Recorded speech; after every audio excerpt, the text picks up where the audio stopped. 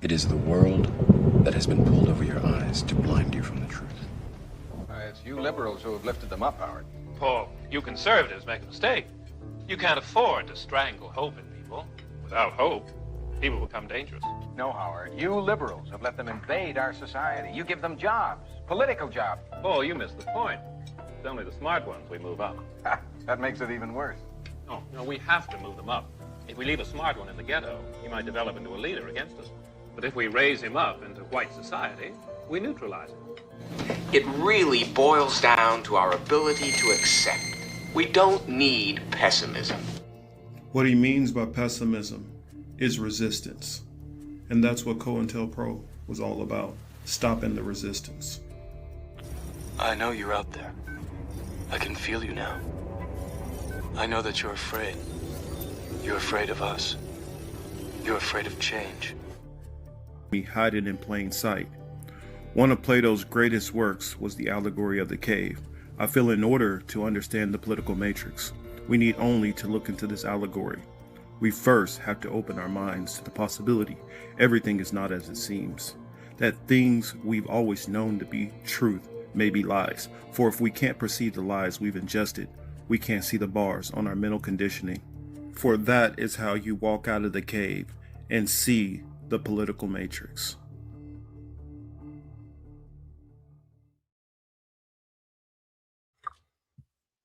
Hello, hello, hello. This is the Political Matrix. I'm your host, Marcus Young Morpheus Cage, and I'm here with my lovely colleague, co-host, Miss Voodoo herself, Miss Tio. How we doing? What's up, y'all? As you Just out here see, doing projects before the blizzard of a century comes and blows us all away.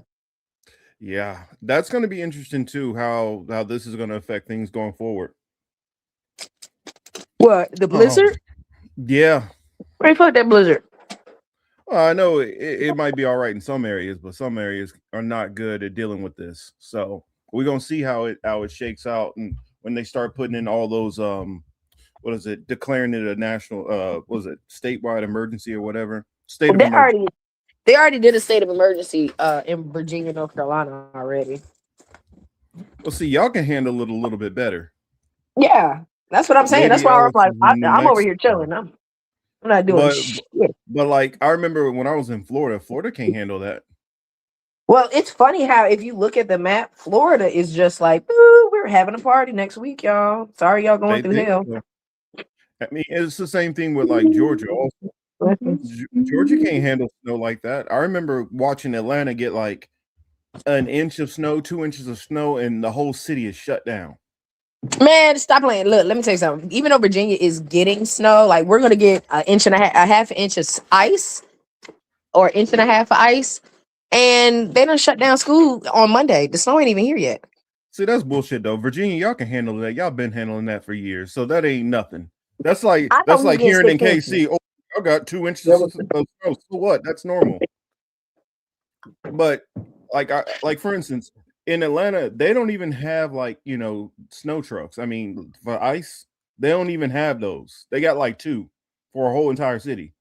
Well, they got ice. They got ice, all right. Not the ice you think.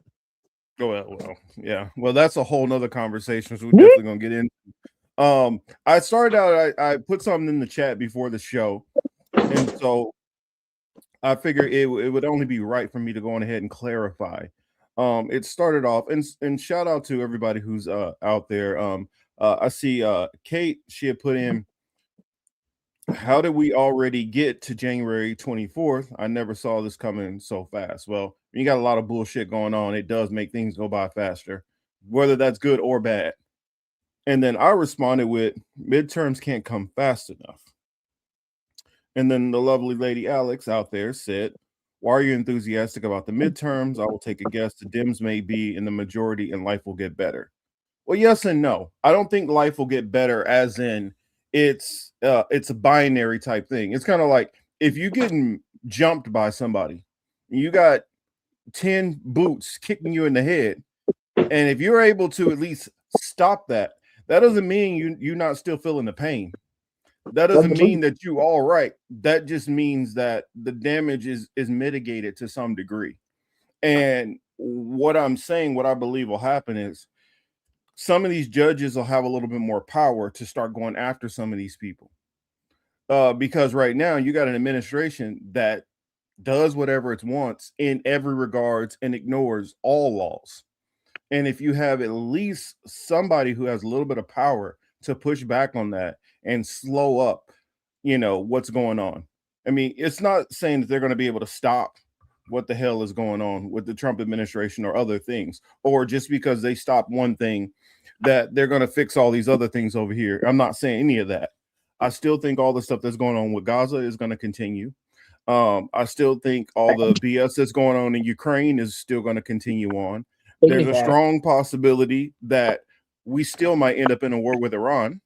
So I'm not saying any of that stuff will stop. But the one thing I do think that it will hamper some of the stuff going on with ICE and watching American citizens getting shot in the streets. I think some of that, it might be at least some consequences for people who are out there doing that kind of stuff. That's what I'm saying. And so shout out to Warren. See Warren in the building. I see who else is here. I see Dingo's here, and I see Laney is here. Shout out to everybody else who I didn't mention or who's just sitting kind of in the background. I get it.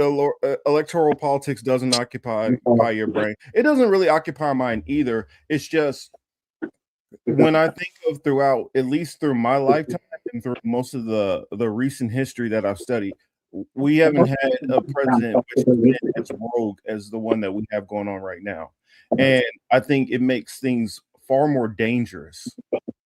And before, as living in America, we've been comfortable enough to look at other countries around the world and try to fight on behalf of those who are going through their struggles abroad and not necessarily have to deal with it at home.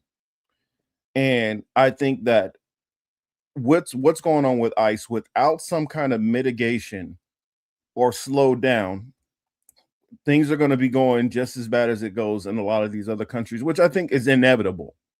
But at least if you can get somebody to not throw 10 punches on you and you only catch 3 or 4 punches, that's still a better state than you were in. Not saying that's what you should aspire for, to just be doing mildly better. But when you're being attacked, you would hope that you can at least diminish that attack to some degree. I don't know. Till, what do you think about what I said? No, I agree, because even I feel at times that I become, I talked about the desensitization of everything these days, because it's like they don't give us enough time to like take in what just happened. So like just how I came to you and was like, oh, somebody else got shot. Yeah, you know what I'm saying? Like, damn, that's crazy. And it's if we're doing that on our own home turf, what the hell? How do I got any room to give a damn about somebody across the way? You know what I'm saying? Like, we're desensitized to the shit that's going on in our own country. ICE kicking in doors, and we like, damn, that's crazy. You know what I'm saying? We're having to have the TikToks that tell us that, hey, harboring one of your neighbors, if they happen to be an immigrant, is a felony. You know what I'm saying? That's harboring a fugitive in a sense right now. And not once has like a number of people considered that the Gestapo. Yeah. You know what I'm saying? Like, they're not correlating it to the fact that like, sounds a little World War II-ish to me. And if you want to believe it or not, because you know how I feel about apple juice people. But nevertheless, they are still doing the same tactics that were used back in the 40s or 1940s. You know what I'm saying? So with that being said, history is definitely repeating itself. And is it because it's repeating itself and we already read it in a textbook that we don't care? Yeah. Is it happening like, because now we have World War II happening on our home turf, and it's a point of like, well, why would I give a fuck about what's going on over the way if we got our own shit going on? Or even we have too much of our own shit going on, and I don't care anymore. Like, it's to a point where I'm just over. It's like going to a buffet. It's going to a buffet. You done ate your Asian food already. Okay, that's Dover. You know what I'm saying? You done ate your, you know what I'm saying, your German fix. You done went and got your pasta, and now I'm sitting at a buffet table eating my hamburger, and now I'm full. I don't care about nothing else now. I done got my fix. I'm full. Because like, you got to also think like, I deal with stuff all the time with dealing with like just nutritional aspects of our country, and that shit's ass. Like, our food system is ass. And then just hearing all of the crazy ass stories of like all the things that are changing, and that in itself is my main focus on top of the political games that are being played, and it just sucks. It really Yeah. sucks. Because now Well, I feel shitty because my brother had said something to me and it kind of pissed me off, but I get it. My brother is not as in tune and inclined in these conversations like I am. But then he tells me in the same breath, well, sis, what am I supposed to do? mhm. Like, what can I do about it? I can't do shit about it. Well, And and yeah, we can't do shit about it. well, something that you said that made me think about something, and I wanted to mention. Because I'm looking at the administration as a whole, and some of these things that are going on, and I see what Warren put in there about Schumer and Jeffries, which I think they're going to be out of here soon enough. So I don't think they're going to be much of a threat. They're literally, committing, political suicide by the track which they're taking. So they can keep trying to obstruct things and slow things down. As far as because anybody who's seen as looking at their helping administration, I, there's no room for you that are going to be, in politics. I think it's going to get to a point where that's just going to be an untenable position. And what Till brought up about the food thing, what we're heading towards on so many different fronts is we're heading towards, what Michael Parenti talked about, and RIP to him because he just passed away. Um, we're heading towards a time where we might actually go into full-on capitalism again. And if you look into what full-on capitalism was really occurring in the 1890s, that's when you had full-on capitalism, when you had there were basically no child labor laws. You had, kids working 14 hours a day. You had the pollution in max everywhere through all the different factories. You had more pollution into the water, into the ground. You had more contaminants in our foods. You had all of these things just increasing and worse and worse and worse. And you just having where corporations can do whatever. And at that same time, profits, went, through the roof. They were extreme. Well, right now we're already at like the wealth gap between the what the 1% and the average 99%, the rest of us is already widened way past the gilded age so far. And so what is that going to look like now into this future? It's going to be even worse. And I think for anybody who I feel, keeps that context of thinking about the late 1800s into the early 1900s and then eventually going into the Great Depression, I think that the situation that we're going to head into is going to be 10 times worse than the Great Depression. I mean, keep in mind, like one of the most jarring things about the Great Depression, I remember, it was like it got so bad, people were taking like their elderly relatives and just leave them on the side of the road to die because they had no way of taking care of them. It was like literally, so do I take care of my father who's 75, 80 years old and sick, or do I feed my kids? And when you start putting people in these kind of situations, we're going to have a very dangerous society. Also, like Alex is saying right here, right now, we have full on authoritarianism. Well, what makes our authoritarianism even worse than what you had during during other times in history? They didn't have the technology that's going on to this day and age, meaning they didn't have the weaponry that's going on to this age. So the way that they're able to spy on you, use AI for propaganda and all that, is just going to make this even more. It's going to make it even a worse situation. If you go into like some of those battles that happened in World War II, especially from the Russian front, you had a lot of just average farmers who were grabbing their gun and joining the war effort and fighting back against the Germans. You're not going to have that same reality. And I know a lot of people who love to read about the communist this and the communist that. think of this great revolutionary day where we're all going to grab our guns and fight against the government. And I'm like, do y'all not see what just happened with Venezuela? Man, listen. What's pissing me off is all these TikTok motherfuckers that swear they was straight. Get the YNs, bro. That's what we need to do. Round up the YNs. They might. Yeah. They quick to want to pull that switch out, but well, what I was saying on that, Till, is if they gonna go that route, you can't do it like what just happened recently in Minnesota, which I see Chamonix is talking about. And I do want to talk about that a little bit. You can't do it going heads up with these people. That's why I was saying I'll clean it up a little bit. You need to have some hood people around you to kind of advise you on how to deal with this. You can't go toe to toe with them when they all amped up and they got, they're all, they're with their gear and they got their whole crew and they can call backup. Yeah, you can protest and do that, but you better make sure to keep your distance, because right now they're in a situation where they can just pop you and no consequences. They can just get away with literally murder.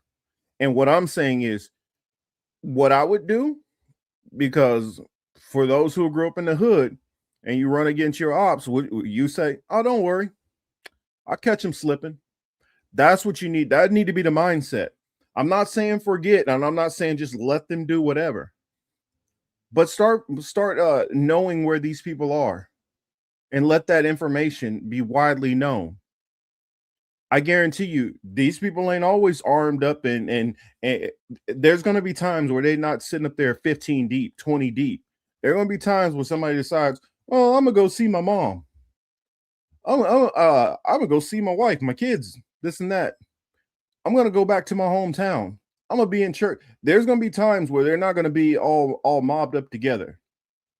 There are going to be times where, okay, you ran up on somebody in a crowd and was able to go after them and single this person out and do whatever you did to them. Hey, turnabout is fair play. And that's what I'm saying. In the streets, how they would handle that is catch them when they slipping. You're never going to be able to match force with force in that situation on the street. It's always going to go against you. It's just like the same thing having a shootout with a cop. So let's say you holding your own and hey, he started it, he's shooting at you. You feel like you're in the right to defend yourself, to save your own life. Well, what does he have? A radio where he can continuously keep calling more and more and more. He can call helicopters out there. He can do this. And so you're fighting, when you're fighting an asymmetrical warfare, you need to understand and be strategic in the way you fight back against this type of enemy. And I'm not saying it necessarily got to always go to chitty chitty bang bang. I'm not saying that. I'm saying that find ways to attack back. Hey, it can be you find out that this dude ain't been paying his child support.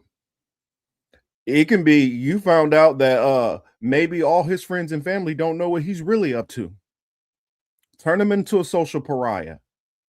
There's so many, and I'm saying, if you can get the information, just the information alone on who these people are, who did what, when they did, document this, because Trump is not always going to be in power.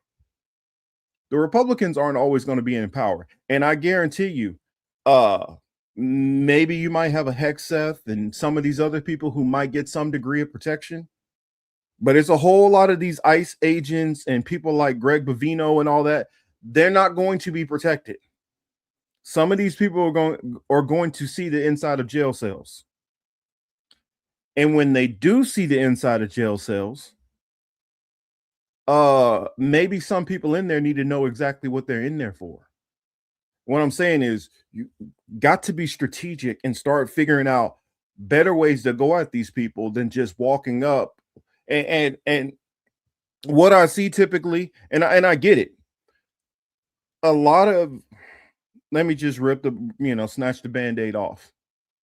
A lot of white people are used to being able to say, hey, this is not right, and get up in somebody's face and do that. that white privilege that you have and have been able to use that on behalf of helping out, you know, minority groups, that is being revoked right now. You're not able to step in front of, you know, the LGBTQ person or the black or brown person and step in front of them and use your white privilege as a shield to help us. Right now, you in the same boat with us, and they don't give a fuck about protecting you because you're a white male or a white female. They at this point are ready to just lay you down. Exactly. Right now, protesting is futile in this way. But recording and keeping the always staying in their face pressure is not futile.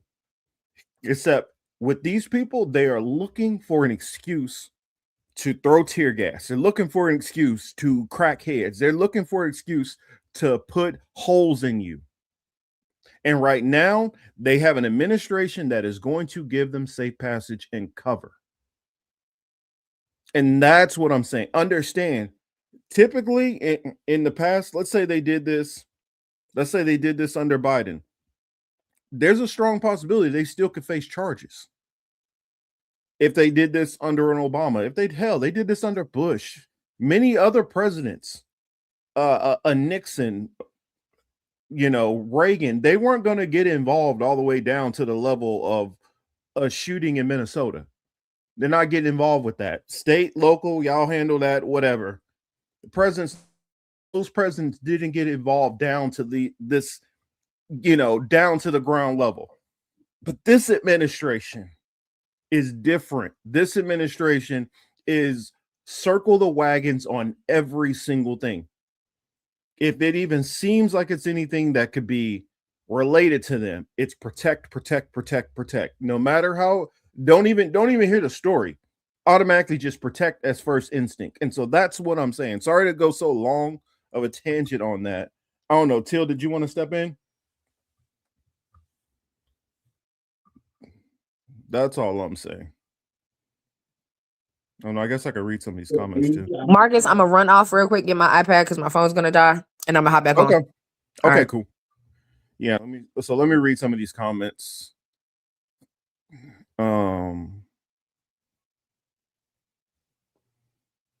This is exactly the point which I'm saying. Lady Alex here says, I cannot tell anyone to approach these thugs. You are risking life and limb. And that's what I'm saying. You need to understand that these are people who have waited for the opportunity to go after you. In their head, you are leftist. You are their political enemy. They feel like, I mean, I remember being in Florida and seeing like all the bumper stickers, you know, liberalism is a mental disease and they are the enemy. And some of the most craziest, you know, authoritarian shit that they would say. They literally see you as the enemy. They see you as a traitor to the country and they want to do you harm. That is what war is in their inward hearts. That is what they have in mind. And they're trying to dress it up as, no, we're just following procedure. No, I guarantee you, these same people, you can go through any of their social medias over the past probably 10, 15 years, and you can find that they have said probably the most negative and hateful and harmful, destructive stuff, and have showed that they want to commit violence to their political enemies. And now they are getting a license to do that. It's kind of like if you went to the Crips and Bloods and all of a sudden, or Crips or the Bloods, and just gave them a badge and let them go after the other side. This is what is going on right now in the guise of, oh, this is about immigration. Because like I already said last week, you do not have to do this if you really wanted to stop immigration. You don't need troops in the streets and all this crazy nonsense. It's very easy to do it because President Obama deported more people and didn't do this. Proving that you don't have to do it the way they're doing it. And I'm not saying I agree with that. That was great what Obama was doing. I'm not saying that at all. I'm saying if this is your approach, if this is what your goal is, there are other ways to get to that. You literally, if that's what you really want to do, you can literally just find all these corporations and find them for every violation, and it ends that quickly without bringing any troops involved in there, doing any of that stuff. You can literally say, hey, if you do not report that, hey, you hired this person illegally. I mean, there's what I'm trying to enunciate, I guess, is that there are ways to do this without being violent. But violence is this is the kink. They've been waiting to do this because they've got in their head every single undocumented person that they run into is a cartel member.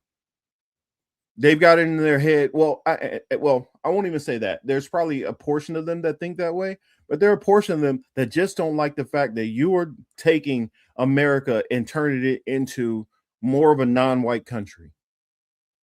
And for that, that is your biggest crime. And so when you're dealing with basically, I'm trying to remember, what was that term somebody said? They said it's not white supremacists, white narcissism. When you're dealing with white narcissists, which they're insecure about their country being changed, they want to harm anybody that has to do with this.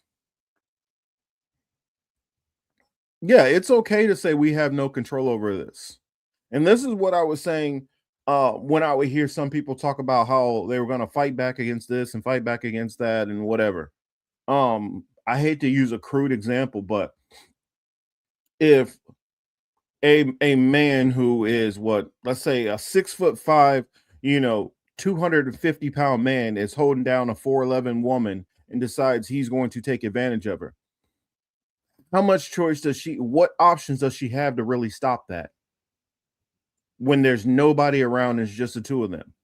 More than likely, there's not going to be much she can do about it. And that's how we are most of the time in these scenarios, except it hasn't clicked in people's head that you don't have the power that you think you have. That's all I'm saying. That's what I'm saying. So, and I used to protest also. That's the reason why I'm saying you got to understand when you're dealing with police officers, which are allowing you to have your peaceful protests, and when you're dealing with people who are looking for an excuse to hurt you. That's all I'm saying. And true, peaceful protests, they got away with killing Malcolm, they got away with killing King. There's so many others that I can think of off the top of my head. I'm trying to remember who's the one where they got him at his house. He was heading into his house and they hid in his bushes and shot him from the bushes. Man, that's gonna kill me. I gotta remember who it was. I can see his face clearly. Who I'm talking about, but I just can't remember his name. And I've been wanting to mention his name the last couple of weeks. I just keep blanking on it. Let's see. I'm trying to remember. Man, why come this is blanking on me? Assassinated. Hold on, bear with me. So let's see. Who am I thinking? Why does it give me all these people from? I guess I probably should have specified America. Let's give me a bunch of other people. Whatever. Never mind. I'm not going to hold it up anymore and keep moving.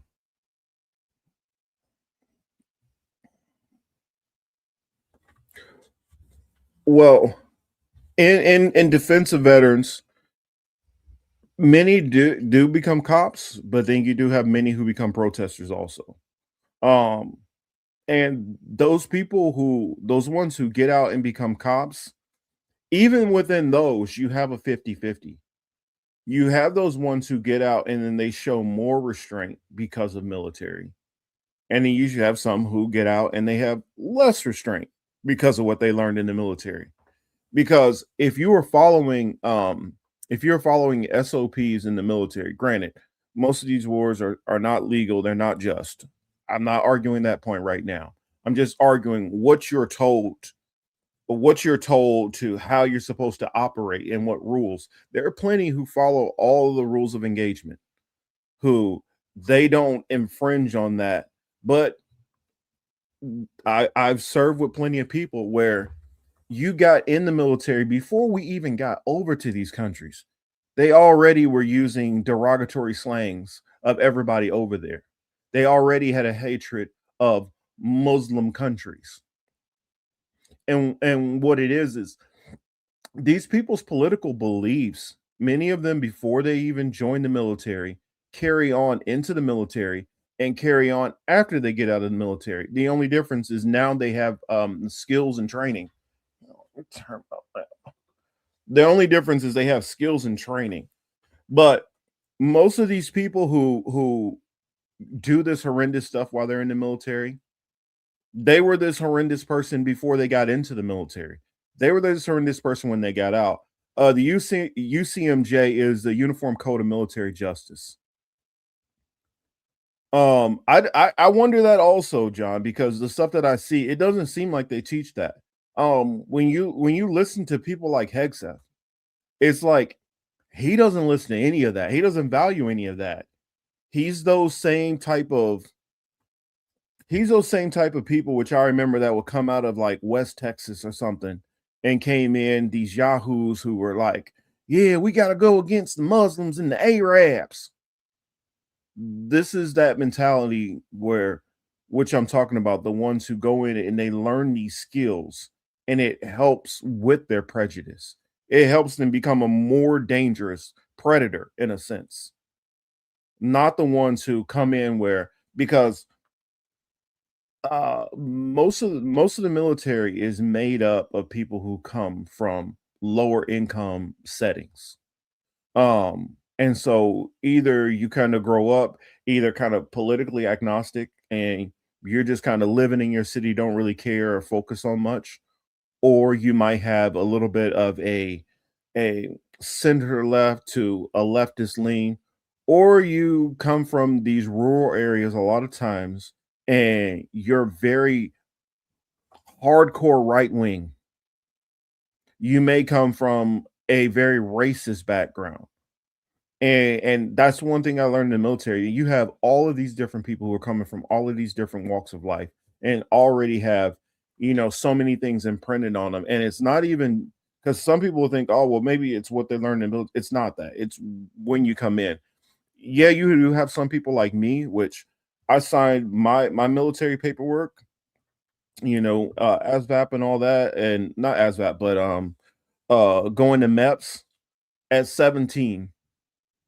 And setting it so as soon as I graduated high school, I was going straight to the military. And then you have some of these people who they joined the military at 26, 27, 28. They've already been out into work life and they've already had these certain beliefs and experiences. Some of them come in and they're already on that Proud Boy oath keeper type stuff.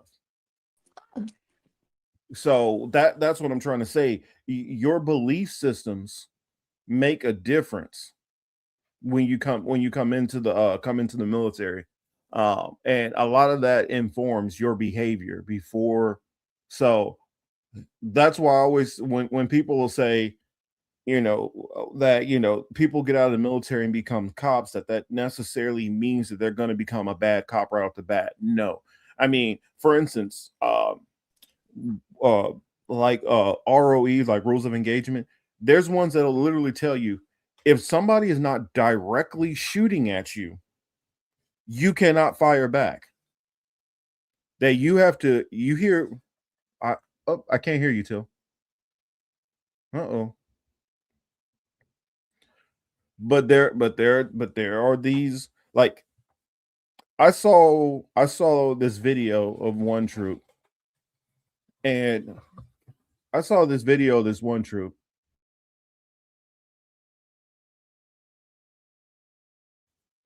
This video of this one troop where he literally picked up a puppy and slung this puppy off into a cavern. That's not something that you learn in the military. That's something that is within you. That's something when you got some issues already going on. And so that's what I'm saying. We got to always factor in that, hey, people are people before they come into the military. All right, so still can't hear you.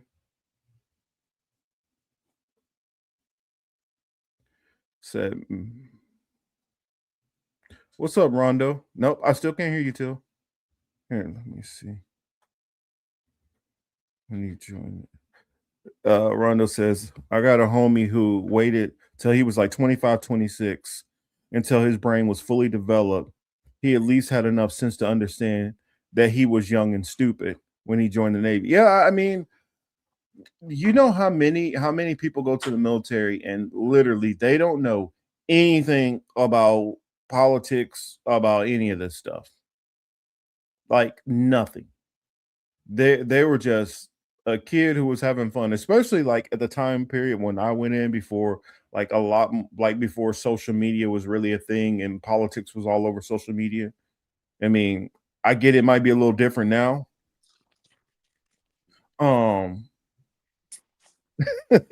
I think I can hear you. Can you hear me now? Yes, I hear you. I hear you. God damn, I said a that agent had me fucked up for a second. I was like, I said a lot, and I know you coming from military parents, being a military brat. I know you can weigh in on some of that stuff I said. I don't know. Did you hear me? I couldn't hear you. I couldn't hear you. They said veterans want to be cops, and I was like, bad veterans want to be cops. And if we're gonna talk about veterans that got that, I heard you say the Proud Boy thing, and then went crazy. But if I'm, let me know if I'm still on track. So veterans that get out of the military and still want to do their motherfucking due diligence by beating people up and supposed to be public servants, I don't have respect for y'all. I'm sorry. I feel like them overzealous valor holding motherfuckers, something's wrong with y'all.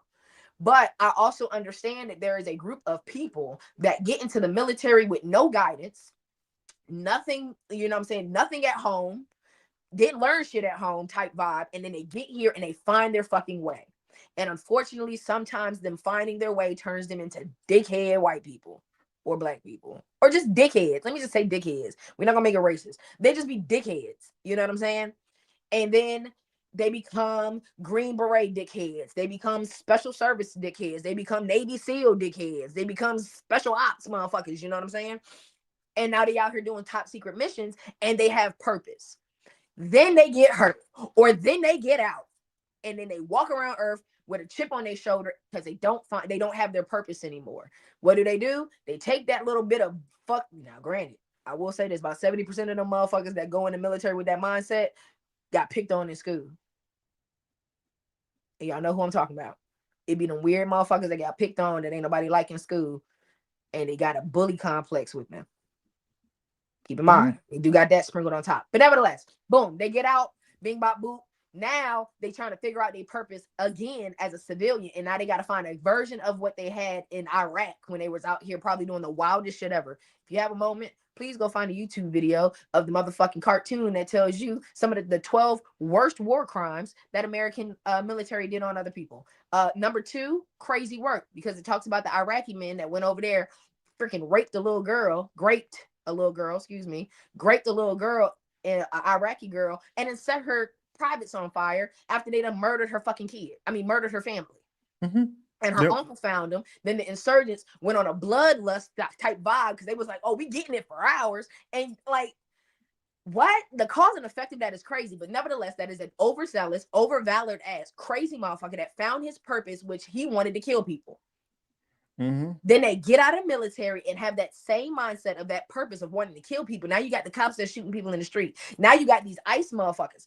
ICE is probably full of nothing but motherfuckers that probably got dishonorably discharged or Purple Hearts. It's no in between, because the motherfuckers in between are common, decent humans that just happen to be in the military. It's the other motherfuckers. It's the Purple Heart motherfuckers that went above and beyond for their country, and they really want to save their country. No black power fists involved, but they really want to just do the best for their country. And then you got the other motherfuckers that don't give a damn about nobody. They just want to kill. Yeah. And they take their Velcro name tag off and put a badge on their chest, and you done fucked around and gave them motherfuckers immunity. They hear the shit that Trump and them talking about. Oh, we gonna make sure all the cops got immunity. You can cap anybody who you want in the street, leave them dead. We gonna make sure that you don't gotta serve a day in court. They just let the dude. They just let the cop that left them new. What the fuck is it called? Luvad. What? The school shooting in Texas. Navalny. Yes, they just let that cop go, and he left the kids to get shot. He didn't do his job, y'all, and it was like, it's okay. You was a scared pussy ass nigga. It's cool. You can't do that. You can't do that. And you know he's former military too. You can't do that. How many I now want to ask, how many of your comrades you done got shot because you was pussy? Hey. How many of your battle buddies is not breathing today because you had some hoe in you? And that's what I try to explain. You got plenty of them out there who, hey, they only signed up to get a paycheck. They get out there in the shit. They like, whoa. This ain't what I signed up for. Y'all want me to do what? I ain't about to die for this. We want you to kill some insurgents. What? And that's the same type of person who ends up being that police chief and Uvalde. And that's what happens. He gets in there. He like, I am not about to risk none of my people for this. And it's like, yeah, but there's little kids in there, being shot. Yeah, but I got to make sure none of my men get hurt. And myself also. And I'm not even going to let, other police agents decide to go in there to protect their own kids. I'm going to try to arrest them. Shout out to Willie Bragg. What's up, Willie? Honestly, Rondo, it's really getting to that point where you can ask that question, how many today? Because it seems like, dude, it's seeming so frequently now that it's seeming like it's almost every damn day. And what Till is saying, I know plenty of those cats who they grew up on Fox News and Rush Limbaugh and all that. And as soon as they get in the military, they feel like they're on a holy war. Yeah. They on a crusade. Think about the people that ran in the crusades back in the day. They didn't even have Fox News back then. They was just listening to some random white dude telling them, like, we need to kill for Jesus. Yeah. They didn't even read the Bible. Motherfuckers was probably holding down the crusade and ain't even read a page of the Bible. Ain't with the one communion. Facts. But they in the thick of it. They were the first motherfuckers on the line ready to smite somebody down with their sword. Now let's go ahead. History been repeating itself. I just told you how it's been repeating itself. Now let's fast forward to now. You got ICE motherfuckers that don't even know the law about immigration.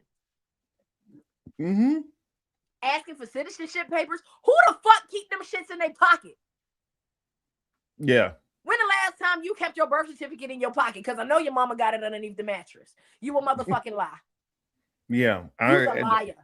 Ain't nobody keeping that type of shit. You talking about, we looking for green cards. We looking for green cards. We looking for green cards. You telling me I have to sit in a building that puts it in a computer and y'all don't have a system in which to pull it up on your fucking phone?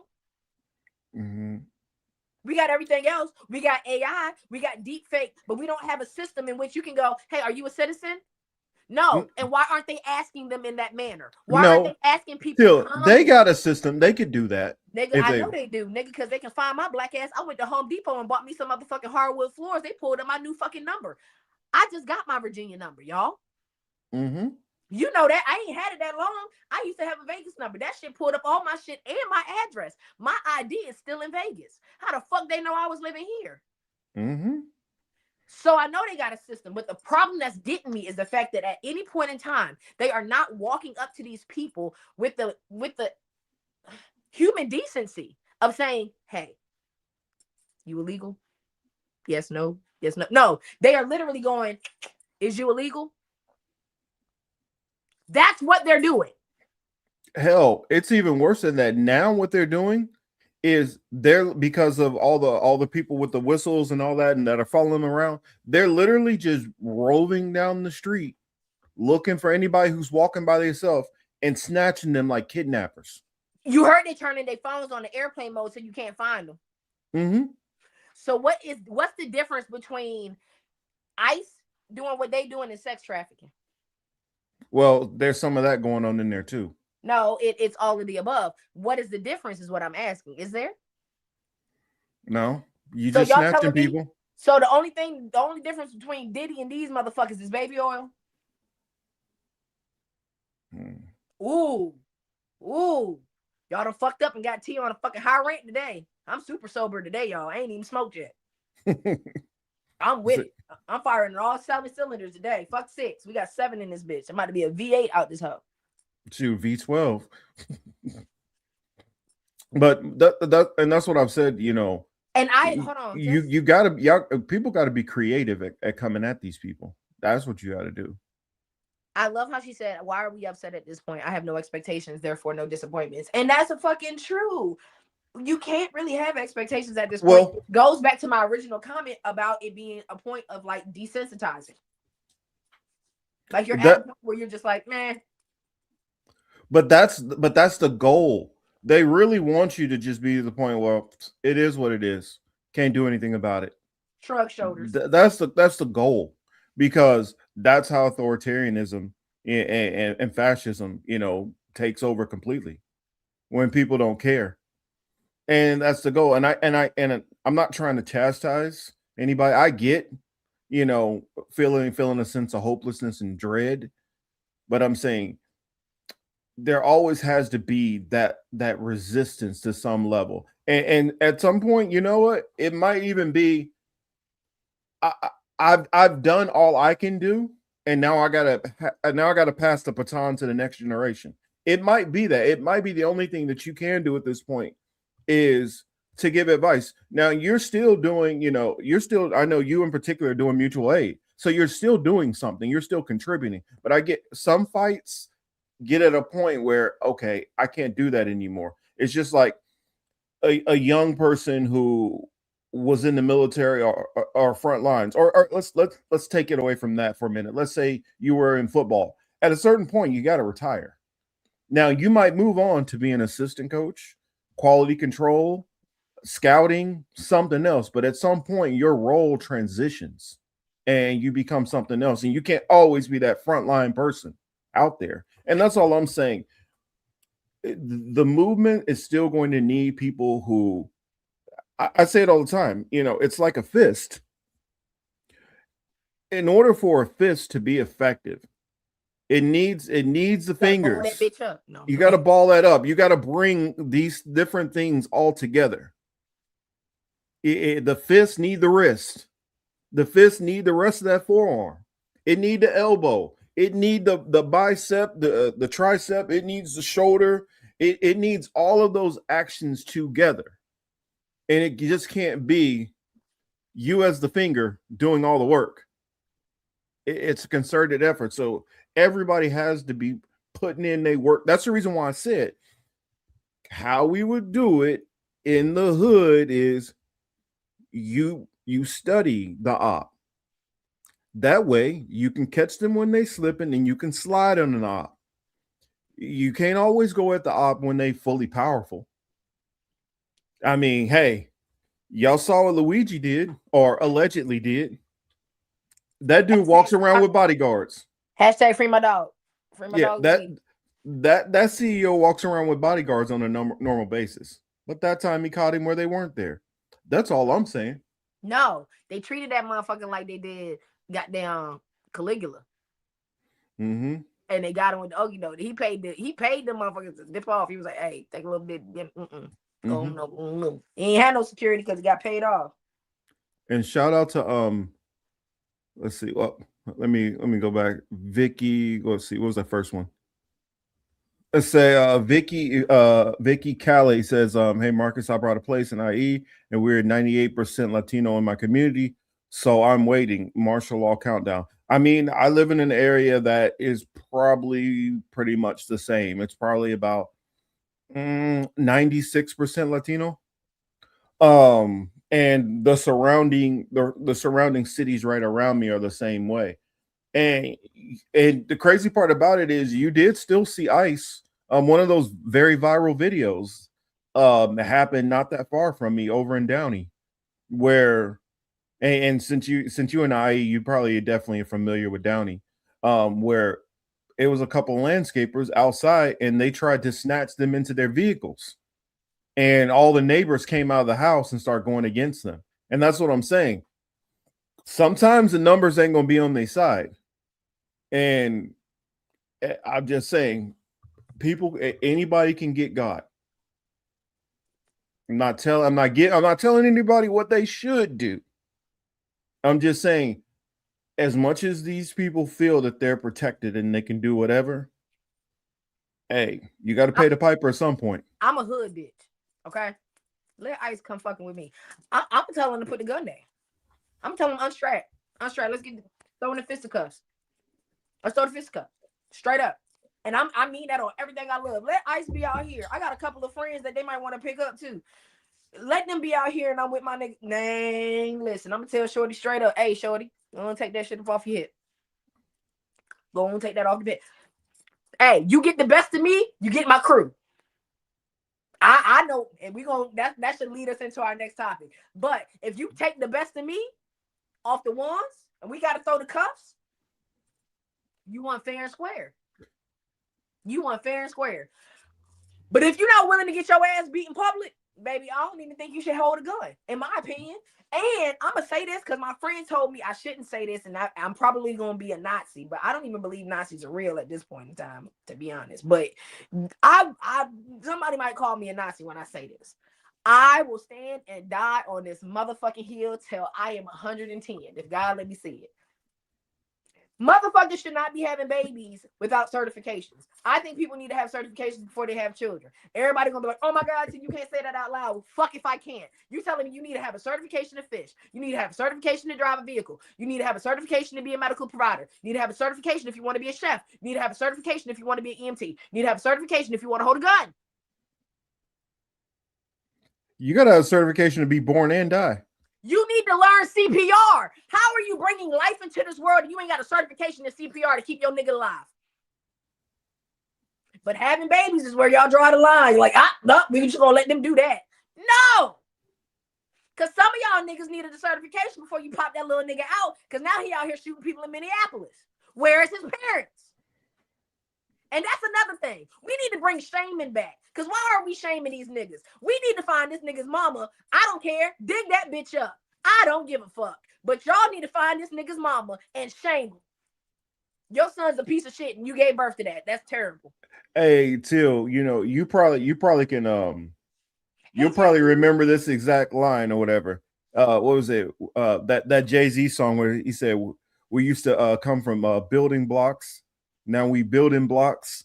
He never learned to he never learned to use rubbers. Now I'm kidnapping his baby's mother. Hey, all I'm saying is they can be squatted up all they want. Everybody got vulnerabilities. Come on. And so if it's me and they came at me, I'm not gonna fight you.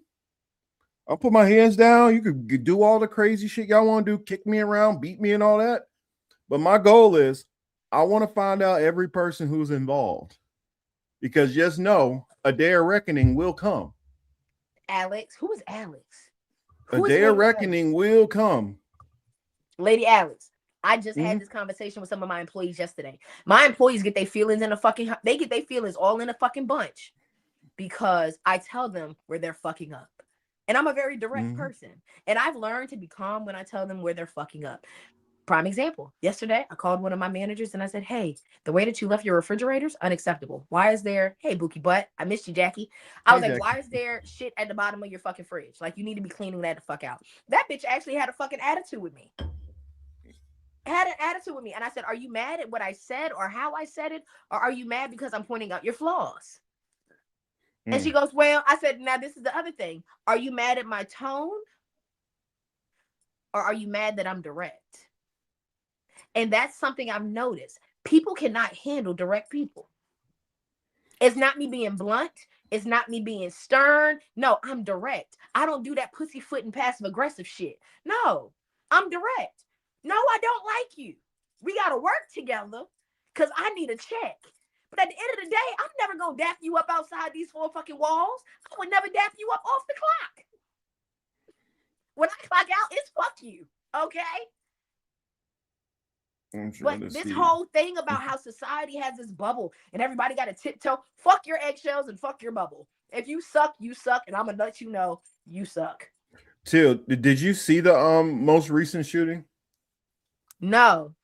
I'm Alex, I am in I'm not even in hospitality. I have a career of hospitality. We'll say it that way. I have a career of hospitality. Currently, I am the director of nutrition for a school district.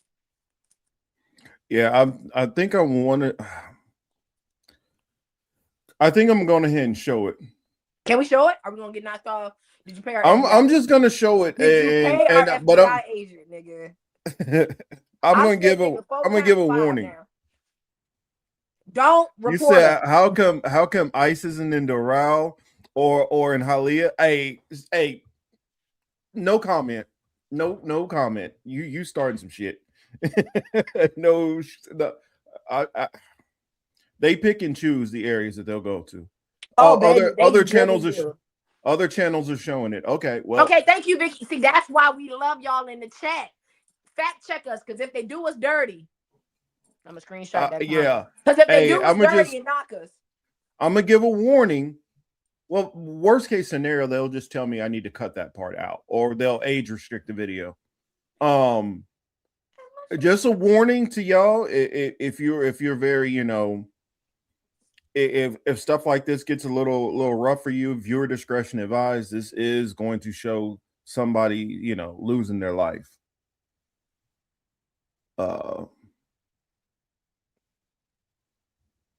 So here's the video right here, and I'll kind of set it up a little bit because things are moving fast and it's not really zoomed in.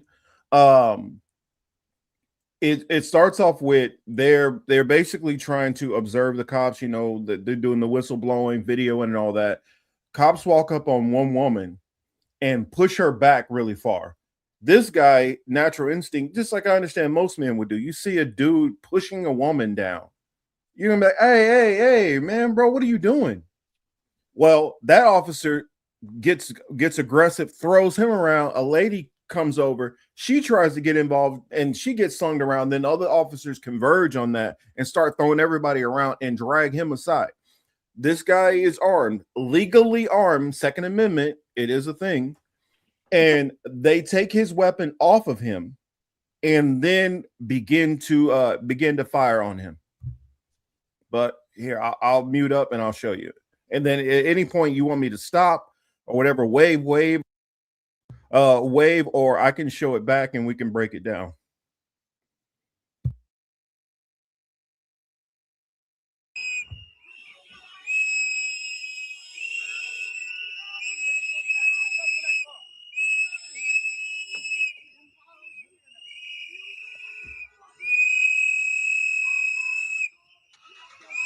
go.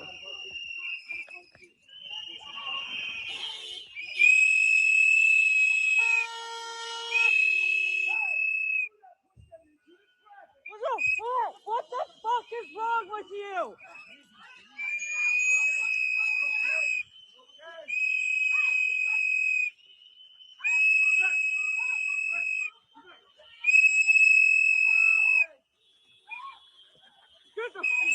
The fuck, people? The fuck is wrong with you? Honestly.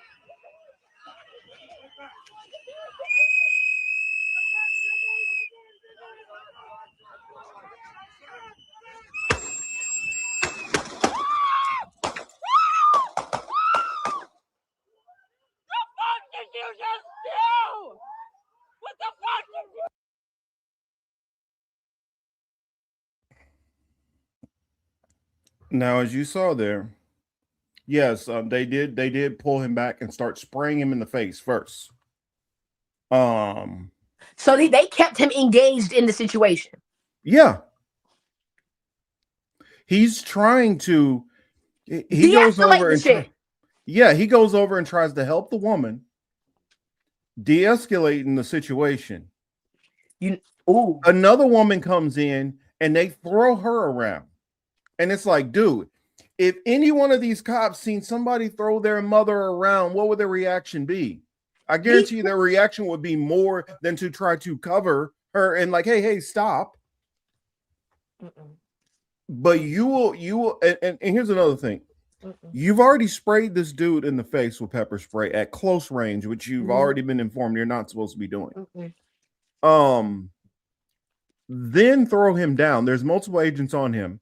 You guys see that he has a weapon on him, which he legally has on him because this is a concealed carry state. You snatch the weapon off of him while he is facing down, already tear gassed, and with multiple agents off. One guy just decides to pull a gun out and just start tat tat tat all into his back, and then the other officers, seeing this man is unarmed, just laying there, just dumping rounds into his body. See, the thing about this now is it's gonna get to a point, Marcus, where motherfuckers ain't even gonna step in. That's what they trying to pass. They want it to the point where everybody's just compliant with what the fuck they got going on. You're gonna be too scared to help somebody. That's their goal. Yes. But do you see why I was saying what I was saying earlier? Step back, because you can lose life or limb so easily. This is what they're waiting on. They want a reason to do this to you. That's sick, bro. And right now, you got all the right wing that is completely circling the wagons, defending this. And so and this is the reason why I said, step back, follow these guys, figure out who they are, make every one of these dudes fucking famous. Everybody needs to know who the hell they are. They need to not be able to walk these streets safely. And I'm not saying, because I know how people will try to take my words and spin them or whatever later on. I'm not telling anybody what they should do, but they should not be able to walk down the streets without wondering, is somebody going to come and arrest me someday? Is somebody going to attack me? Am I going to be able to walk into this restaurant and get service? Am I going to get service in most places?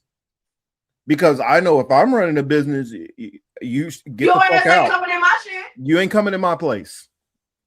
They need to at least at a minimum be treated like a pariah. Their family needs to be embarrassed. A family need to know who they are, because maybe sometimes that might be the only way you can get to them. If it goes to family court and that spouse says, you know what, because they could be divorced and have kids, you know what, I realize you don't need to see your kids anymore. That's what I'm saying. There's multiple ways to go at people. And what I'm saying is, because we couldn't do anything to stop the situation, and you might not be in a situation to stop them from beating the hell out of somebody and doing whatever, that does not mean you are powerless. That does not mean that these people get to walk scot-free just because they may not get charged with this. It may not even be an inquiry. But everybody need to know who these people are, and let karma or fate decide it once everybody knows who the hell they are.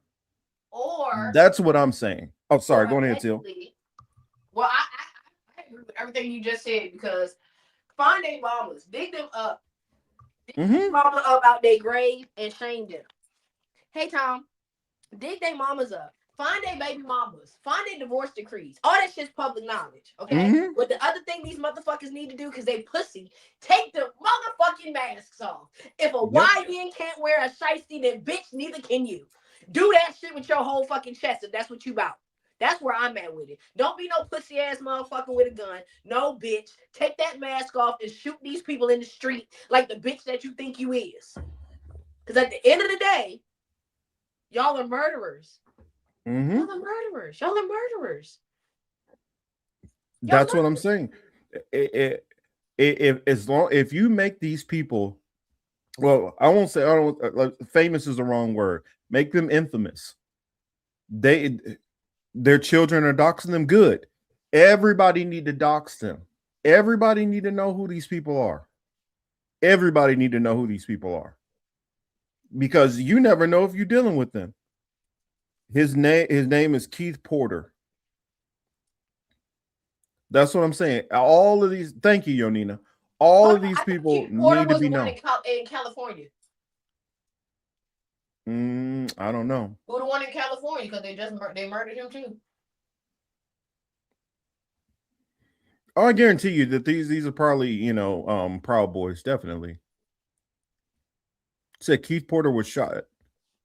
Oh, I'm talking about the person who did this shooting. They need to know. We need to know who they are. Oh, I We need wish to know. they're not gonna tell us. We need to, that's what I'm saying. Because once you get that name out there, I'm pretty sure the TikTok sleuths will expose it. Oh, you're talking about New Year's Day? No, we're talking about this one right now. I think you came in a little late, Yonina.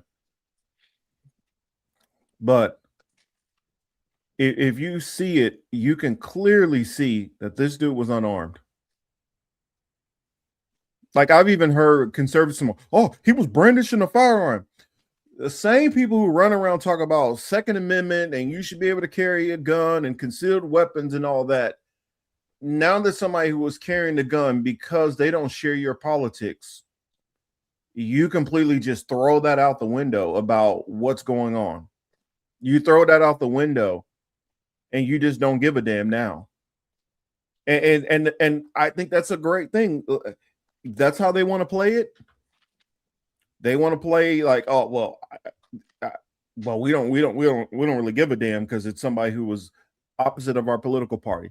Let the right keep invalidating themselves every day.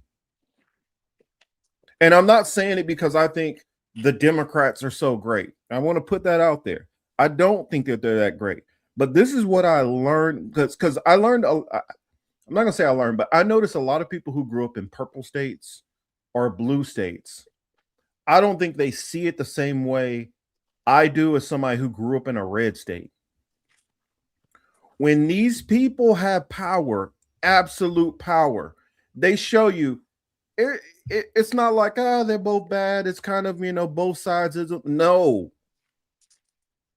One is bad, like, you know, like a company which keeps overcharging you and kind of ripping you off and giving you shitty service.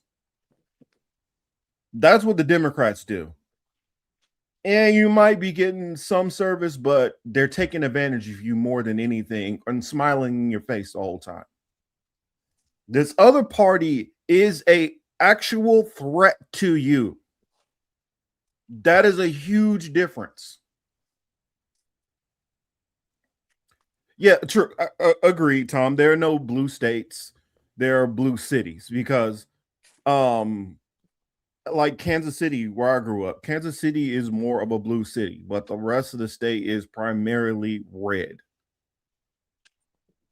And what I learned, and if you guys want to look it up, I talk about it all the time because this is something I got to see firsthand, like got to see from before. I got to watch these people get into power. I got to watch all the laws they put into play. I got to watch over years what ended up happening when you had a red governor or red state majority and most of the mayors be red. What you see when you allow them to just have complete reign and power, it gets bad for everybody. It no police accountability. You start seeing the corporations be able to poison the water, the air, everything more. You see corporations just run amok. You see wages and stuff get depressed. And every metric that something can get bad, it gets bad when you give these people full power. And this ain't somebody who's arguing like a Democrat or whatever. I'm arguing as somebody who grew up in a red, in a state that is majority controlled by Republicans. And when they're allowed to just do what they want to do, it makes it dangerous for everybody. That's what I've seen. I am not making an argument saying the Democrats are great or good or any of that shit. I'm just saying that these motherfuckers want to hurt you. And it's a difference between somebody who don't give a fuck about you and somebody who actively wants to hurt you. Bad. Well, they want to do you in, y'all. That's what I try to get across to people.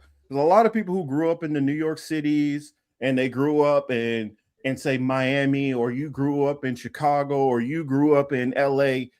it don't really click to a lot of y'all because y'all haven't watched, like, for instance, I watched all the programs that we had that were these after school programs that help keep a lot of kids in underprivileged areas doing sports or getting mentoring and all these things that kept them out of control. I watched them with studies proving that these were actually helping. I watched them go in and systematically cut every single one of these things, knowing what it was going to lead to. It led to more gang violence. It led to higher dropout rates. It led to higher teen pregnancy. It led to negative symptom after negative symptom. And they knew this shit was going to happen and did it anyway. That way that they can have more people that they can lock up in the prison, school to prison pipeline. They knew exactly what the fuck they were doing. It wasn't about, oh, we just want to save money because we feel that. That's not what they're doing it for. These are people who are 1,000% incentivized to do negative and don't give a shit about nobody. They want to do hood rat shit with their hood rat friends, y'all. I watched them. That's how you end up with a state like Michigan, where your water and everything is completely fucked up, and your infrastructure, your manufacturing base is gutted. Mm-hmm. That's how you end up like that. I'm telling you, I'm not saying that both of these parties ain't shit, but I'm telling you, one party actively wants to hurt you. That's the point I'm trying to emphasize more than anything. I'm sorry to go on a tangent, Till, but going ahead. No, you're absolutely right, because this shit is crazy. Mm-hmm. That shit is crazy. I mean, I thought about how many judges, which we found out that they were intentionally like, yeah, every time I get somebody black or brown to come to my court, I throw the book at them. Mm-hmm. And they were like, yeah, I don't care if he's innocent or not. I don't give a shit. Is it a nigger?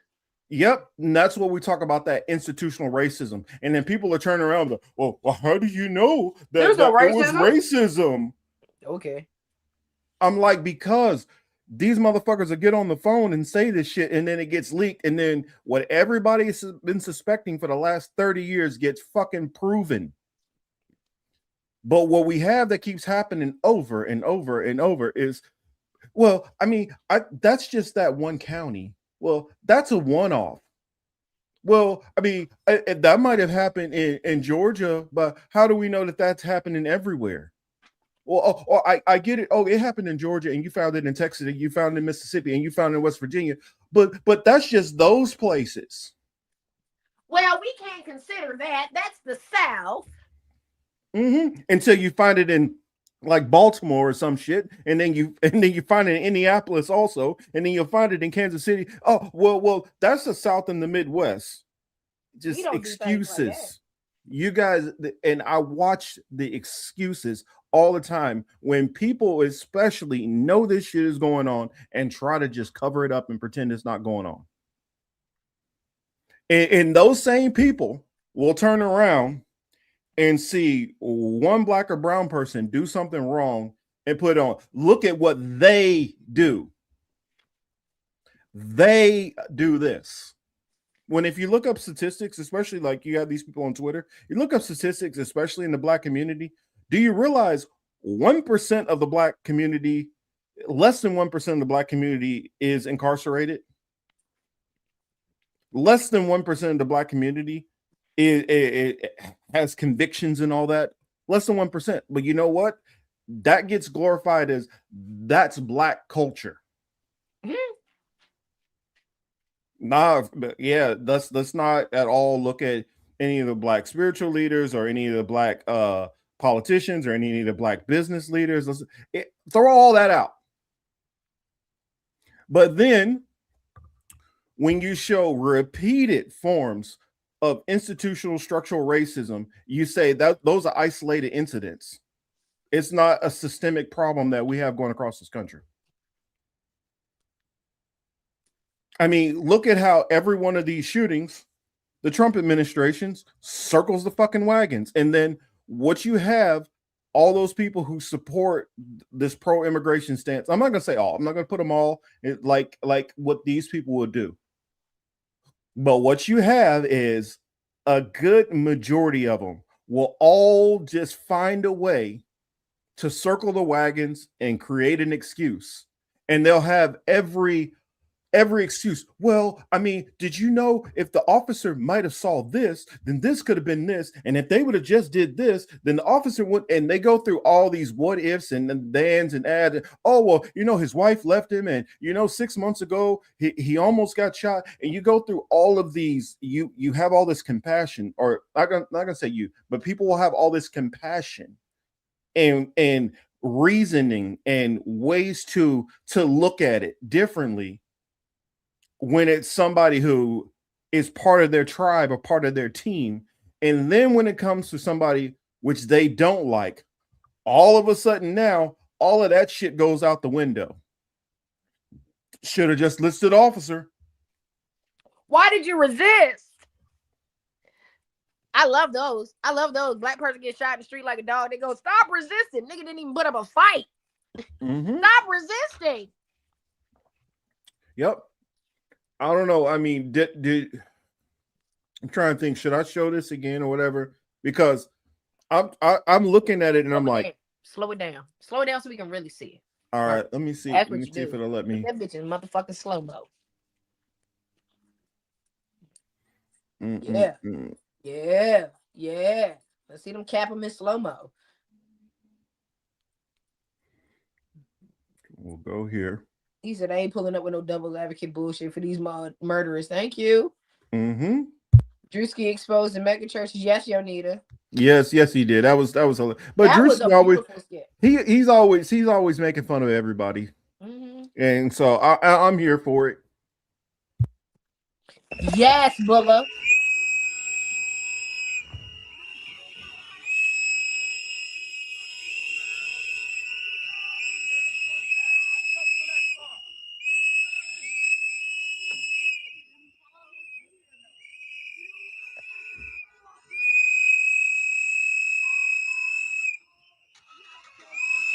Go.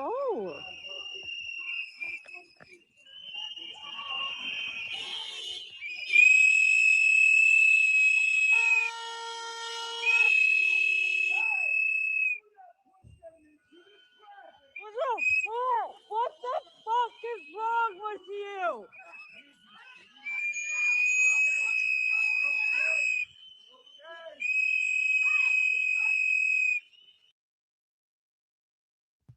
I wanted to stop it because you see clearly there, he is trying to diffuse the situation. He steps in front of this lady. He's already telling one of the ladies to back up. The other lady goes up and she starts yelling at this piece of shit, which she's all within her legal rights. And he pushes the shit out of her for no fucking reason. Keep in mind, these are two ladies that this jackass, and I guarantee you look this dude up, there is some woman in his past that he's beat the shit out of. I guarantee you. Because you don't handle women like this unless you for one are a super misogynist. And well, correlation more a lot of times if you are a misogynist, a lot of times you probably don't have a problem with putting hands on women.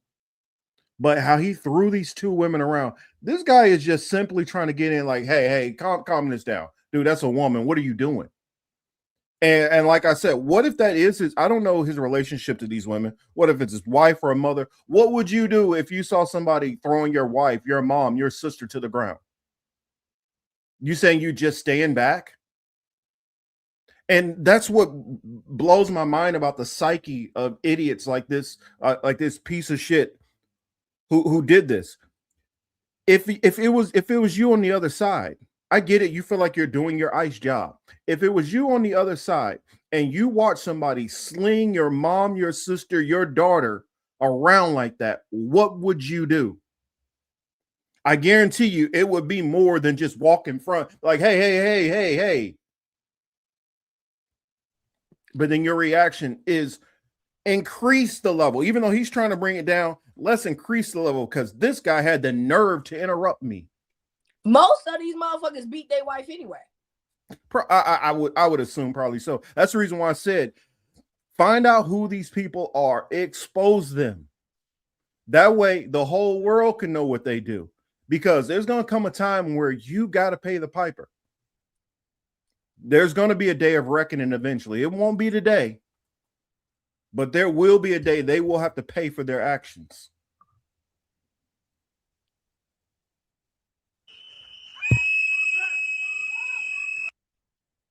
Right there.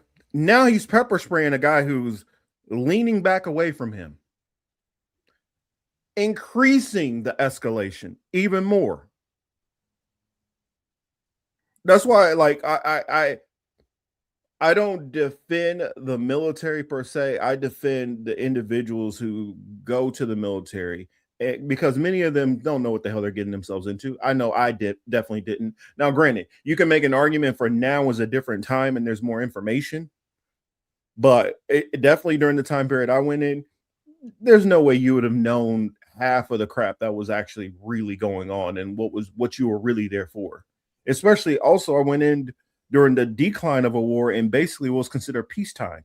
So nobody's thinking about the military back in the 70s that they were in the wrong. All right, but like I said, he's already sprayed this guy. So you know that this guy is already incapacitated to some degree. Is he swinging? Is he trying to fight? No, he's not trying to do that. What you see is more officers coming to sling this guy to the ground.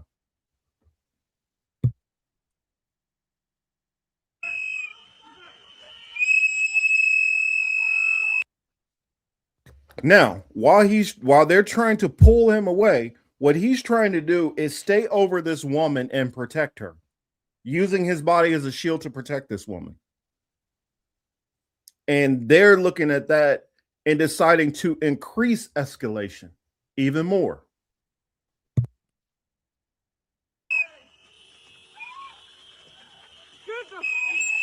The fuck, people? The fuck is wrong with you? Honestly.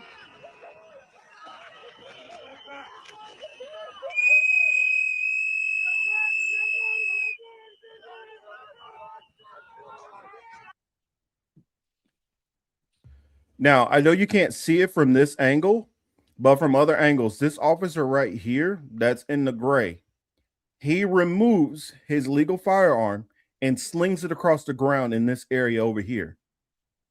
At this point, you see this guy going for his gun. Now, why are you going for your gun? And this one right here already sees what he's about to do. And watch. I believe this is the one that takes, because one of them just starts running the opposite direction, clearing space. And then all the other ones, once this guy sprays, which blows my mind. Dude, you got one of your men here, one of your men here, one of your men here, one of your men right here, and you're about to pull out a gun with them right there, basically kind of within range of sight. What happens if you slip on the ice? You could end up shooting this guy right here in the face. Just recklessness about, and if you notice, they're tiptoeing because right this whole area is icy. But yeah, anyway, he's going to pull to start firing on this guy right here on the ground, which you have 1, 2, 3 officers that you can see clearly are on top of him. He's face down at this point.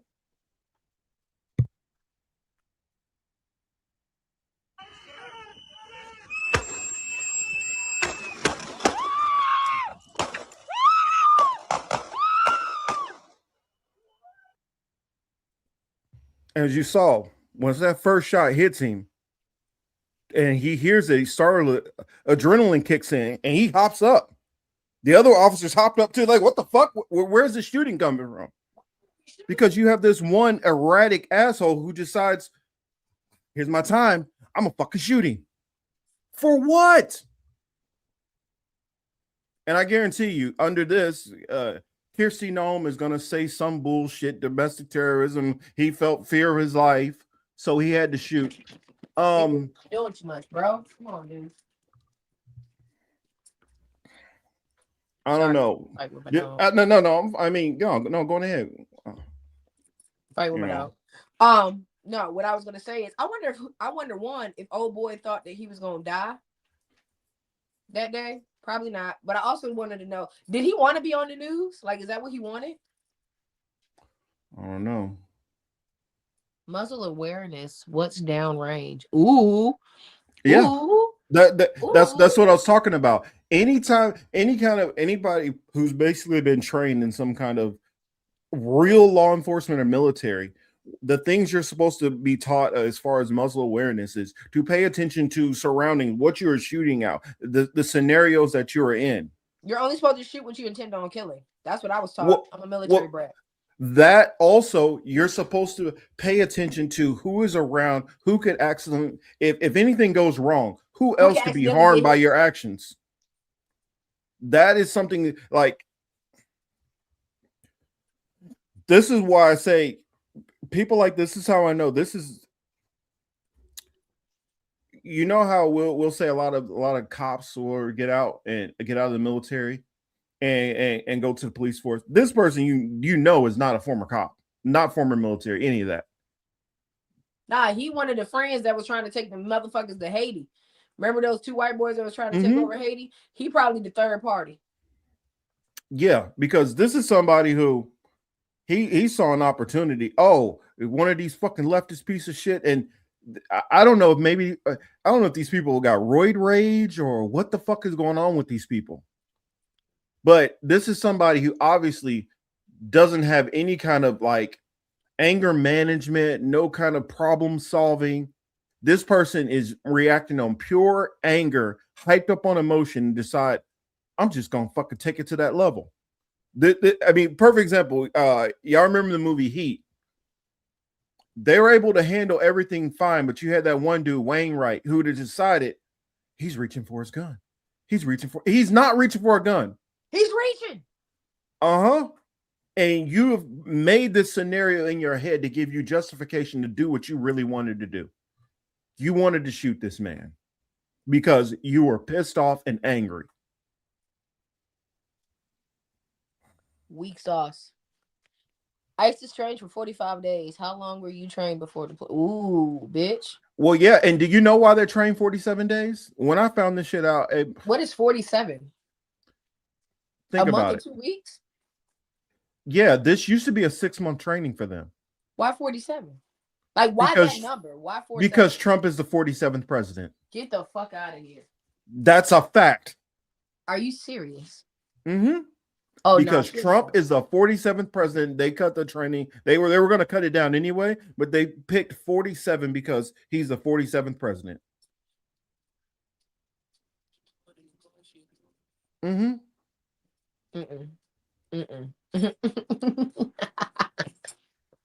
These people they're not doing background checks on these people or nothing.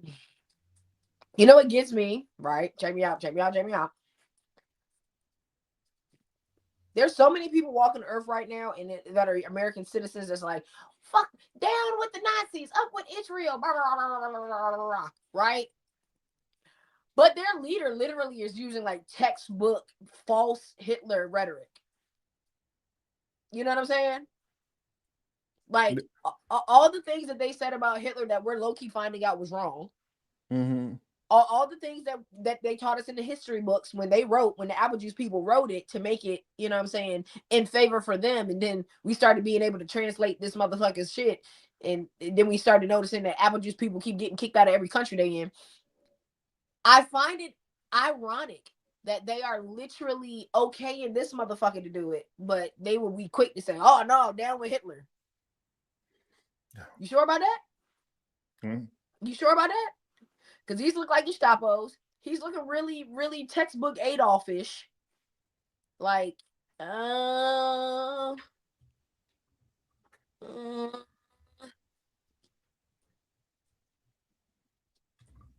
they just started, Rondo. Well, I think what Rondo is saying here is a lot of these people think you can do something like that and fire on somebody and it don't have psychological effect on you. Oh, it does. I guarantee you. It's just haunting this dude. And he probably didn't think in the time that what he's doing, because I guarantee you these people don't think. They're just reactionary. I'm mad. I'm going to show you. And then after you do it, like, oh my God, what did I do? What did I do? What did I do? I guarantee you.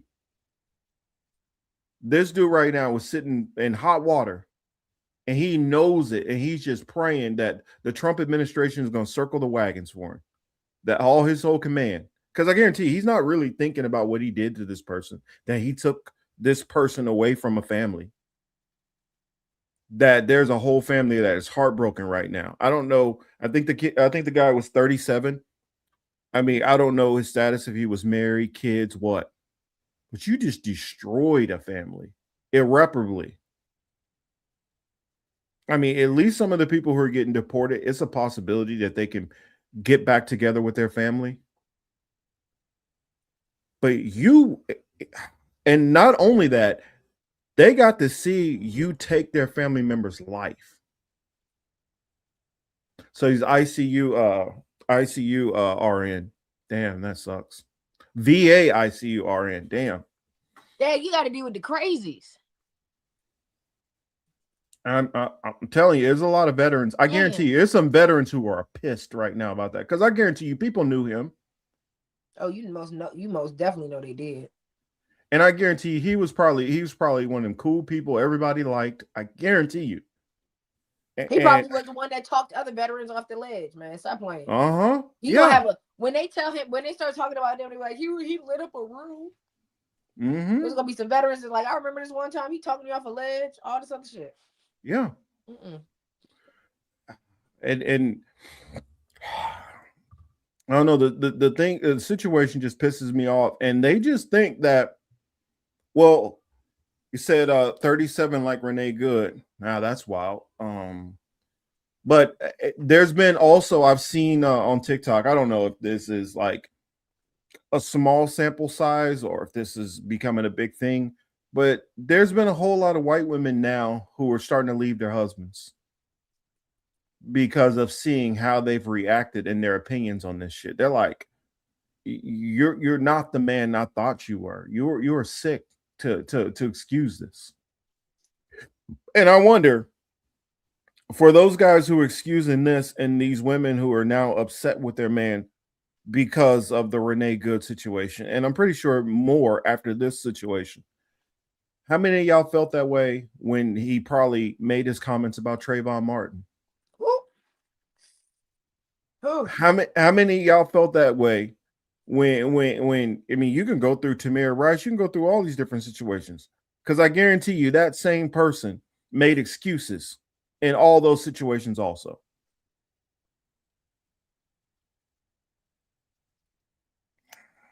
How many of them were quick to probably defend Amber Geiger? Or what was her name? Kim Porter. How many of them defended her? How many of y'all defended the lady at the Capitol? Nobody. No, I'm saying Elijah McClain. I guarantee you, a lot of these same people who were saying that this is justified were defending what's her name? Ashley Babbitt. Sandra Bland. Oh, I guarantee you, they were probably, well, Sandra Bland, if they would have just did this. So yeah, we just seen it. Somebody said that too. Well, if they were just had been and if they had just been I find it ironic that y'all can, something that I have noticed is this: where the fuck are the All Lives Matter motherfuckers right now? I'm telling you, I ain't heard none of them niggas say a motherfucking thing. Well, what it is the hypocrisy is being laid bare, and they're just showing their hypocrisy more and more and more. Exactly. They did it for George Floyd, and that was it, because that was like undeniable. But these same people that are out here defending this, I guarantee you, these are the same people who are out there. Well, I mean, how can we be sure that the knee on George Floyd's neck is what actually killed him? I mean, he did have fentanyl in his system. Now this is also something that I wanted to ask. If what people do in their spare time, i.e. George Floyd, want to smoke a little fent, take a little perk 10, perk 20, if that immediately casts a shadow over you, and that means that you should be shot like a dog or choked out in the street, if that's where you're holding your values of saying that it was justified, then me personally, I feel every person that has child pornography on their fucking computer needs to be murdered too. Because that's what they doing in their pastime, right? That's what they like to have fun and consider their fun. George Floyd wanted to do a little perk 10, a little fent. Now, not even to mention, he probably only liked to do perk 10s, but they laced his shit with fent. But we're not going to get into that part of it. Mm-hmm. We're not going to get into that part. Yeah. Nobody's rolling up asking, "Hey, how much fentanyl can I get for this?" Most of the time, that shit is put into their stuff unconsciously. Right. Okay, but we're not going to get into that. He just like to do a couple perk 10s. Same way I just like to smoke me a little bit. Same way that other people like to go drink. Okay, so if that's the case, every person with a DUI need to get murdered. Every person with a drug charge need to get murdered. Even if it is an unviolent offense, you need to be murdered. That's what I'm hearing, correct? Mm-hmm. Because they said, well, if George Floyd didn't have fentanyl in the system, he wouldn't have got choked the fuck out. Was he tweaking out in the streets? Was he dancing in the middle of the street causing a problem? No, I don't believe so. He died over a $20 counterfeit bill. Thank you. Now, last time I checked, he didn't have a fucking fake bill maker in his fucking room when they went and did his shit. Now, did it? Yeah. How the hell do most people who got in cash? How do you know that you don't have a fake $20 bill in your wallet right now because you received change for that 50 that you gave somebody, and you got a fake 20, or you got a fake 10, or a fake 5, or even fake 1s in there? And what I'm saying is, these same people who are going this hard to make up excuses for this, I look at it like this. If you, I know you don't give a damn about these people, but what you need to understand is there is going to come a time when it swings back to your doorstep. They don't believe it though. When that shit comes back to your doorstep, you have basically made every excuse in the world for when the government comes to your doorstep and now they're against you. You ain't got, there's literally nobody who's going to give a fuck. Not a damn person is going to care. And I know, and I will hear these same people who make these arguments. So we need to come together. It's time for us to unify instead of, all this division, and they're creating division. That part's always cracked me up, because it's like, as a nation, we've always been divided. What the fuck y'all talking about? Always been divided. We didn't like motherfuckers that was out here goddamn taxing us without the representation. That's what started the division in the first place.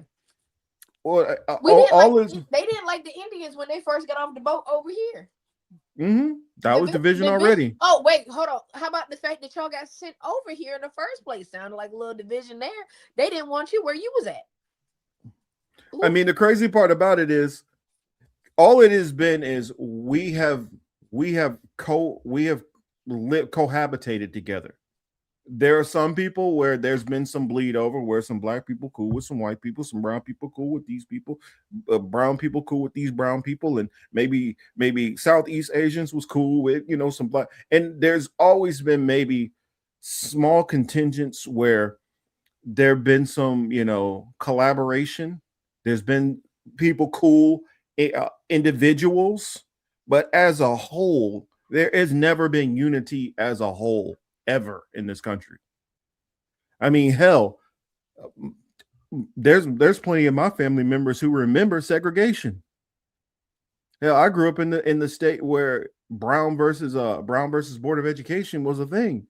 I still remember my school. I was in high school as the last group of people going through desegregation.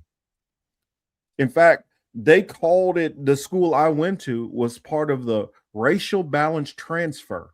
Ooh. That's what they called it. Have mercy. Mm-hmm. It's the white man, period. You better talk about it, Chamonix. And so this was in 97. 97 is when the last of that ended.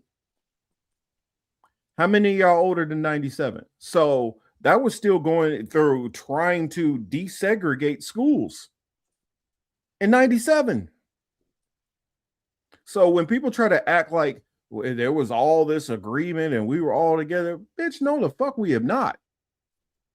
You might have been a black dude who had some cool Asian homies and a couple of cool white homies and a couple of cool, but this ain't never been no nation of unity.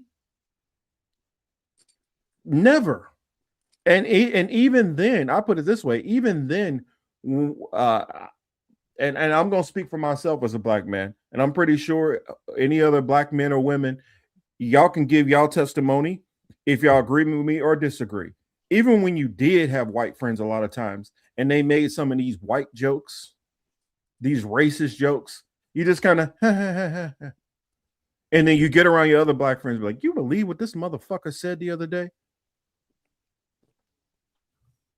And so there was always, there was still that little bit of division there. I can't believe this motherfucker said this shit to me. Mm-hmm. And you just kind of like, whatever. They being how they are. No, stop pacifying these bum asses. But what I'm saying is, you always still came back to your hood and talked about, like, yeah, they was on that bullshit again. So this whole, they're trying to divide us. We live within communities that are still defined by redlining. Like, what are we talking about here? Hey, just got updated. He did not have a fucking gun on him. It was a fucking phone. So he had an additional phone on him. Probably a fucking work phone. He's a fucking ICU nurse. True, because I have two phones. One's a work phone and one's on personal. Yep. I'm on. What the fuck? Hold on. When did the KKK finally get proscribed, or have they ever been? Oh no, Jackie, the KKK just turned into cops. Yeah, I'm not being funny. I'm not being funny. I'm not trying to be like, oh, cops. No, literally, the KKK. Excuse me. Let me bring it back. Slave catchers turned into the KKK, and those slave catchers turned into deputies and sheriffs and cops. And I'm not just saying like they just picked that job. No, they literally gave slave catchers badges. If you can look it up, Marcus, and pull one of them up if you don't mind, from 1910 or some shit like that, 1916. But they literally gave slave catchers badges. Those badges turned into the same badges that they gave sheriffs. Those sheriffs, you get the dress. Like, no, Jackie, the KKK has never been disbanded. The KKK is actually alive and well. The KKK just had the Grand Wizard of the KKK straight up did an interview about 2 months ago and told people that no, niggas can't come to their church because black people are unclean and God don't want them. Yeah, I'll put this on the screen. You can find that interview too. That'd be kind of dope. Yeah, I mean, there's a bunch of different articles, but I'll just put this one of the first ones I could grab. Okay. Thank you, Rondo. There you go. And this is from, and look at this. This is from the National Law Enforcement Officers Memorial Fund. Hey. They even tell you slave patrols an early form of early policing. I, patrollers named, do swear that all search for guns, swords, and other weapons among the slaves in my district faithfully, as privately as I can, discharge the trust reposed in me as the laws as the law directs, to the best of my power, so help me God. Slave Patrollers Oath, North Carolina, 1828.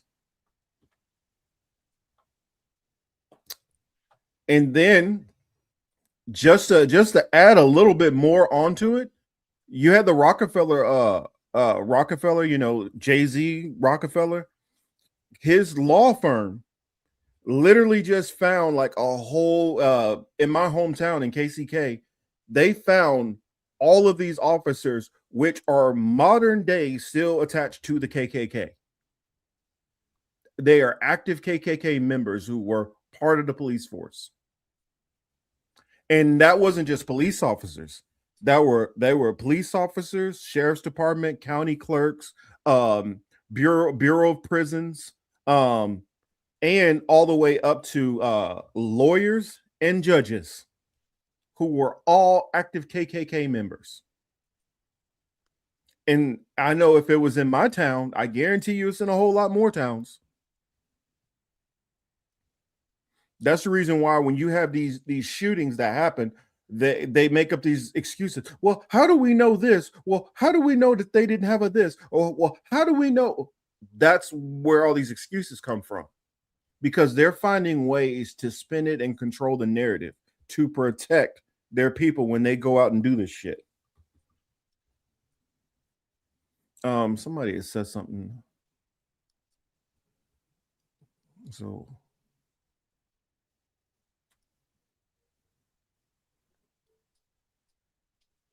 yeah, I agree. I agree what you're saying, John.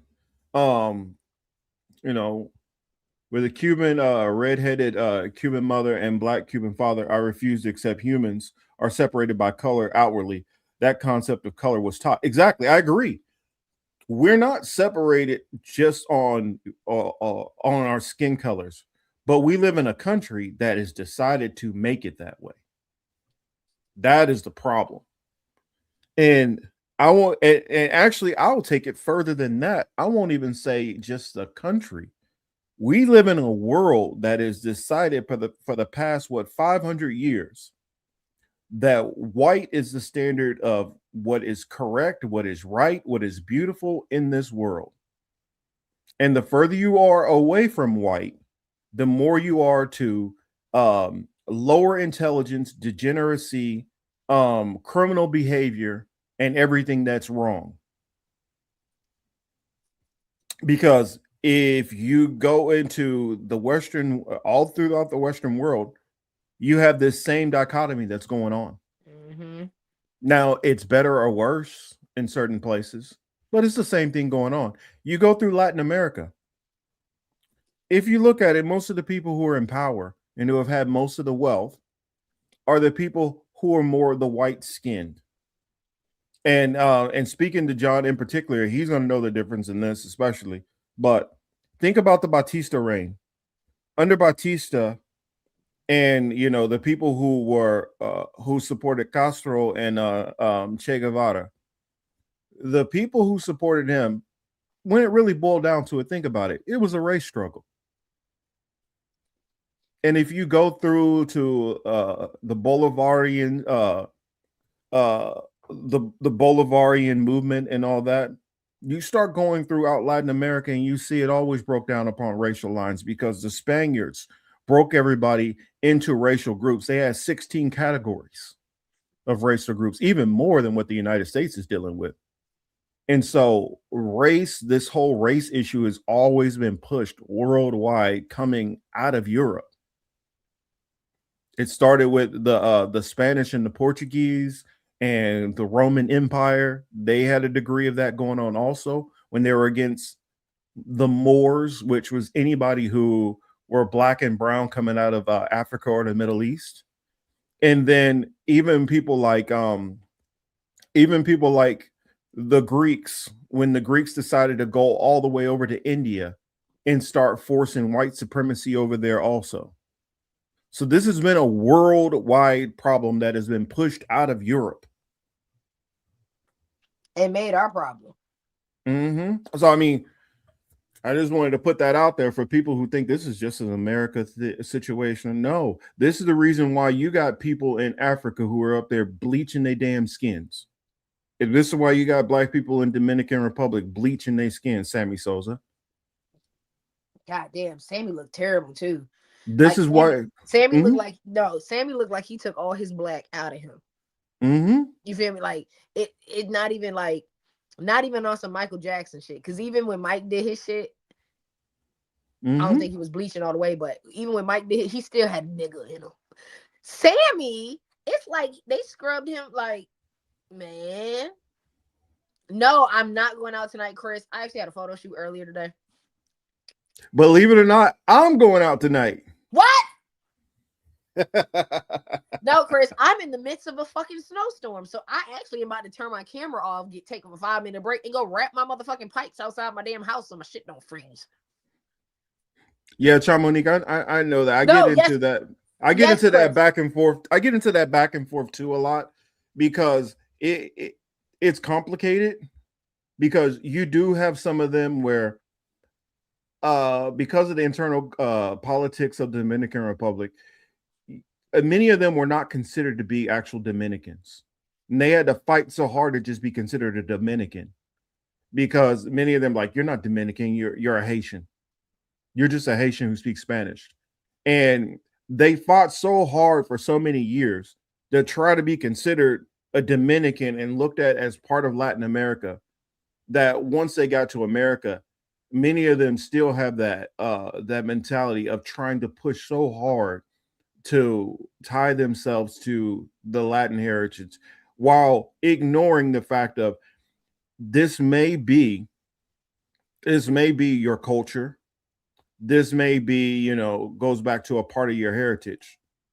But at the same time, you still are a black man. It doesn't matter if you're a black man who the ancestors ended up in America, Jamaica, Dominican Republic, Brazil.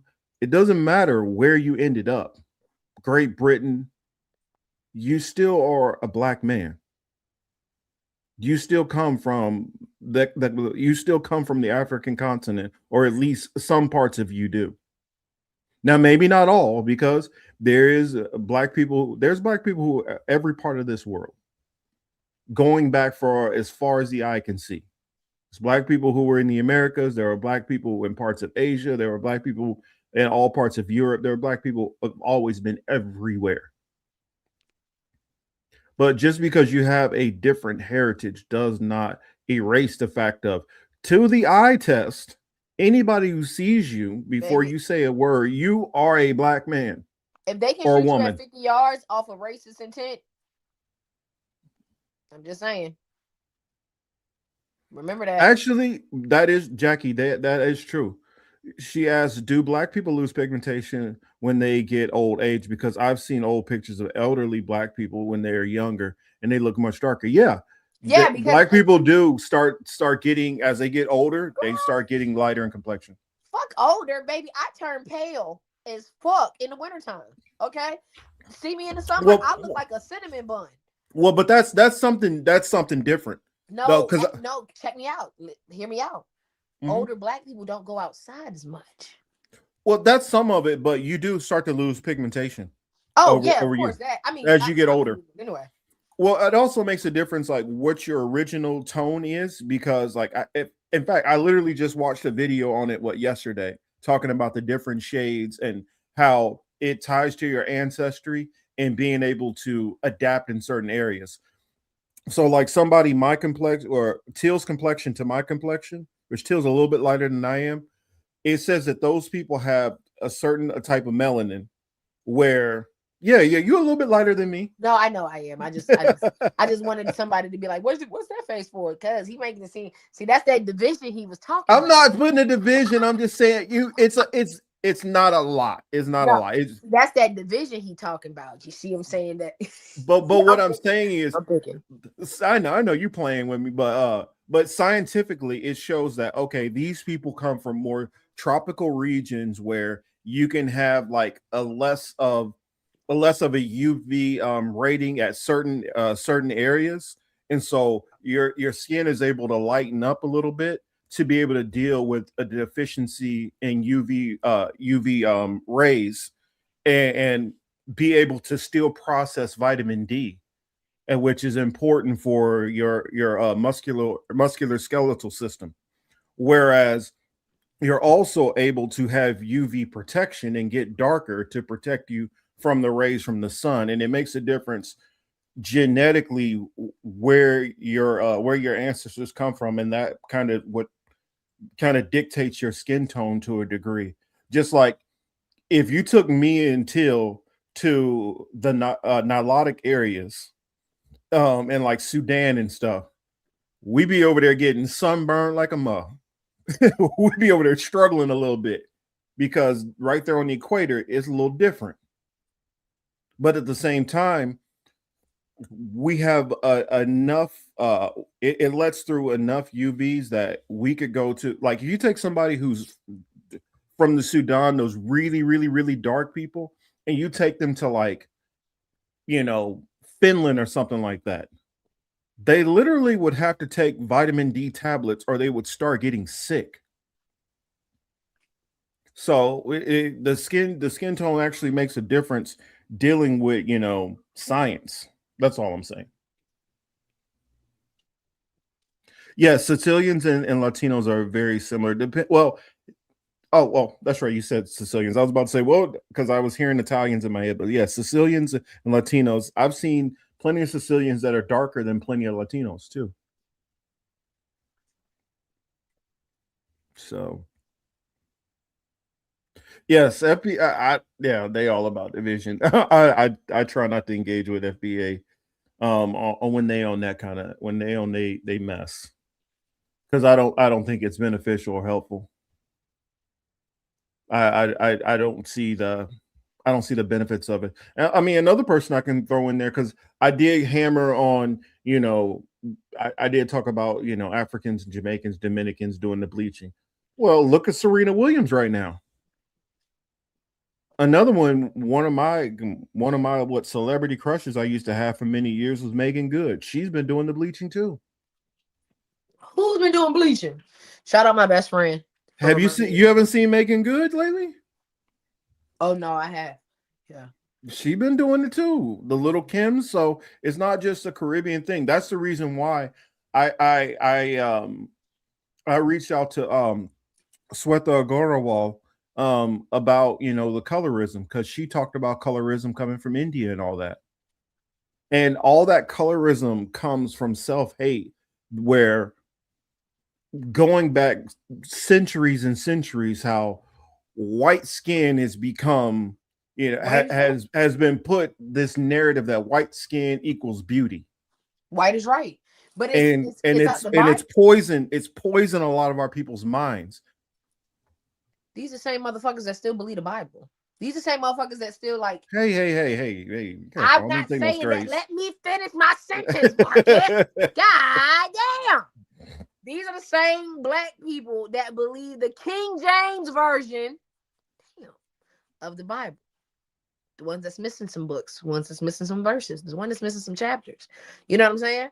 They believe the one that got beat over their great grandfather's head about you got to be white as snow. Mm-hmm. In white as snow. That's in the Bible. Yeah. And they harped on that. They harped on it during slavery and put this thing in our past generations' minds of being closer or being white as snow equals purification, and purification equals holiness, and holiness is next to godliness, cleanliness is next to godliness, whoop-de-whoop. Which is why the KKK Grand Wizard is saying black people can't come to his church because God don't like niggas either. Mm-hmm. And it's all stemmed from that one section, that one chapter of that. They don't accept brown Jesus, and that nigga lived in the Middle East. I'm confused. So confused. But that comes from, and then that polluted the brains of our ancestors of not understanding, and not to mention, let's even put this one in there, the difference between house niggas and field niggas. Yeah. Field niggas stayed out in the field, got darker. House niggas stayed in the house, got lighter. Most house niggas was mixed any goddamn way. So for you to get favored, you need to be master's child. And if you're master's child, you're gonna be light-skinned. And if you're light-skinned, the light-skinned ones get to go in the house. Mm-hmm. Even if you might have just been a high yellow albino or anything, you're going in the house. If you look any different than the motherfuckers that came off the boat, you're going in the house. That's where it all stems from. It stems from the Bible. It stems from how Massa favored his half-ass kids. It stems from them putting the light-skinned ones in the house so that they didn't get too dark, didn't have to do manual labor, shit like that. That is the reason, and that is the foundation of our colorist divide in our own community. Yeah. And now it's gotten worse because it got to a point where that shit polluted our rap game, our R&B game. We only had light-skinned singers. We only had light-skinned female rappers. Especially the 90s. Williams. I mean, think about it. Bitches love Christopher Williams over Keith Sweat. Yeah. I mean, we go through cycles in the black community. But golly, and we can't never go through a cycle of us all just getting the fuck along. That's crazy to me. Yeah, that it's always one, the light or the dark. And if you stuck in the middle, don't be a me. Don't be a chameleon like me. I get chocolate as hell in the summertime, baby. Mm-hmm. Niggas hate that. Like, oh, look at this. I'm like, oh, no. It gets even deeper for me now, where I become color or where I become classified in my black community is I got good hair. Mm-hmm. I remember when girls used to tell me I couldn't get braids in my hair because my hair was too good. Or I remember when I got locks When I locked my hair up, oh my fucking God. I got so much trash from both sides. Talking about why you do that? Your hair's too pretty to have locks. And why would you do that? You just matted your pretty little hair up. So the fuck what? It's mine. Mm-hmm. I don't care. Thank you, salt and pepper. Spinderella was put in the background because she was dark-skinned. Yeah. Crazy. Mm-hmm. Hold on, Just to say this one thing real quick. I'm one of those people that, I know I'm talking about how the white supremacy or white narcissism is pushed, white is great and white is beautiful. But I honestly believe in every group of people, you got gorgeous people and you got ugly people. Period. There is some completely pale, translucent, woman up in Norway somewhere is absolutely gorgeous, and there is a woman who's in Sudan who is dark chocolate who is beautiful. And so I don't buy skin tone equals beauty or ugly. None that's nonsense to me. And yes, Alex Preti. I'll definitely have no problem saying his name because hopefully he gets some justice. That's one thing I hated the how the right took that say her name. I'm like, okay, you're making it as if the person who did something to her is not about to be thrown under the jail or out of this country or whatever. Like they just gonna be walking the streets and nothing happens. That's the whole point of the say her name or say his name. It's because we're saying their name because we are trying to fight for justice for them because they are not getting justice. Well, the right always they're just not creative. They got to steal somebody's shit and always try to make it theirs. It's just like that dude last week that bothered me. He was talking about the whole who got on trolling us and all that. I just wonder, like, can anybody explain to me, like, what is going on in your life to be like, you know what? I'm going to go find these people that I don't like and try to make them mad. Get a life. Get a life. Baby, I be trying to I never understand trolls. I don't understand trolls at all. I laugh at I don't get pissed off at them, but I don't get it. What's up, Saul? Your boo is in the building. Saul? Hey, Saul! I haven't seen you forever. Hey, Saul. I saw Alex had said that she was a atheist, and that I don't know if she doesn't know if Jesus is white or black. I don't know which one she don't know. Well, this is without trying to like go at anybody or anything. There's evidence that the actual man that they call Jesus did live. That's proven historically. Now, where the argument will come in is, do you believe that he was divine or any of that stuff? You could argue, no, I do not believe he was divine. I just believe that these were all stories that you made up. But there's historical record of him within Egyptian records and within Roman history also. That's non-biblical. There's non-biblical evidence of the man called Jesus. Now, it wasn't Jesus because there was no J back then. And that's not what his name would have been, not even close. I'm not going to go into what his name was back then. That's a whole nother ball game. Did you see that anime that I sent you? Okay, we're not going to get on religion today. But did you see that anime I sent you when it was like a whole bunch of Bible, like chapters of the Bible was anime? And then they came and it was like, hey, Thomas, Jesus is risen. And he was like, no way. And then Jesus walked in and was like, Yahweh. Dog, when I tell you I need to find this biblical, there's D Nice. Hey, D Nice. She there. That's why I put it on the screen. I was like, I know I saw her in there somewhere. That was my shit when he was like, hey, Thomas, Jesus is risen. He was like, no way. He came in, Yahweh.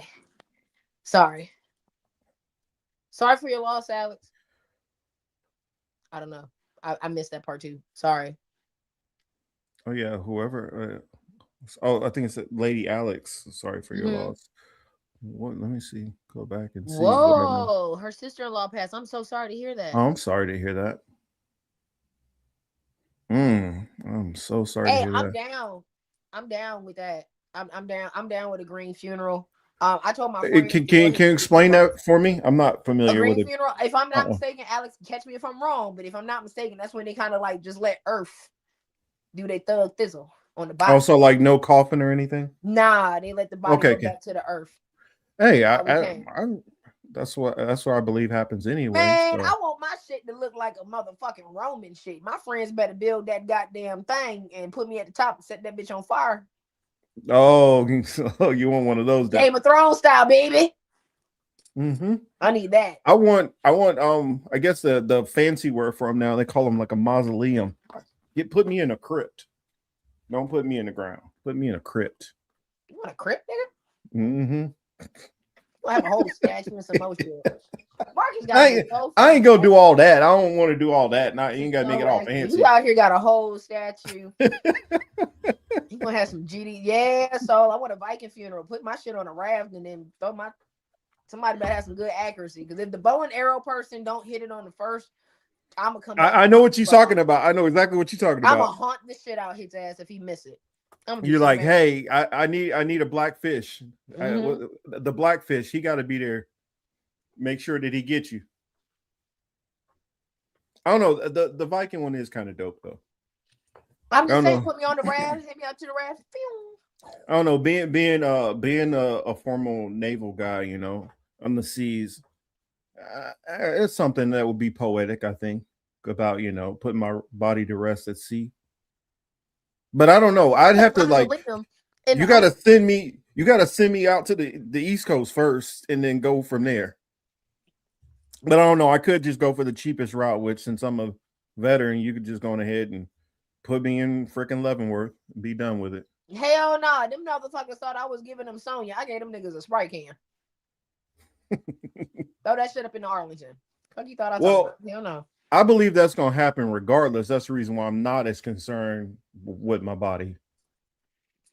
I'm coming back anyway. I didn't already been back a couple of times. Y'all want to hear my hot thought that I had last night before I went to sleep? Okay, so I went to sleep. Somebody might have said this already, and I might not be original, and I'm not even saying that I am, but I was about to go to sleep, and I went, fuck. What if when we dream, right? And you think you going like back in time, like you have a dream in the 1920s, you have a dream in the 1930s, all this, other, the third. What if you just time traveling?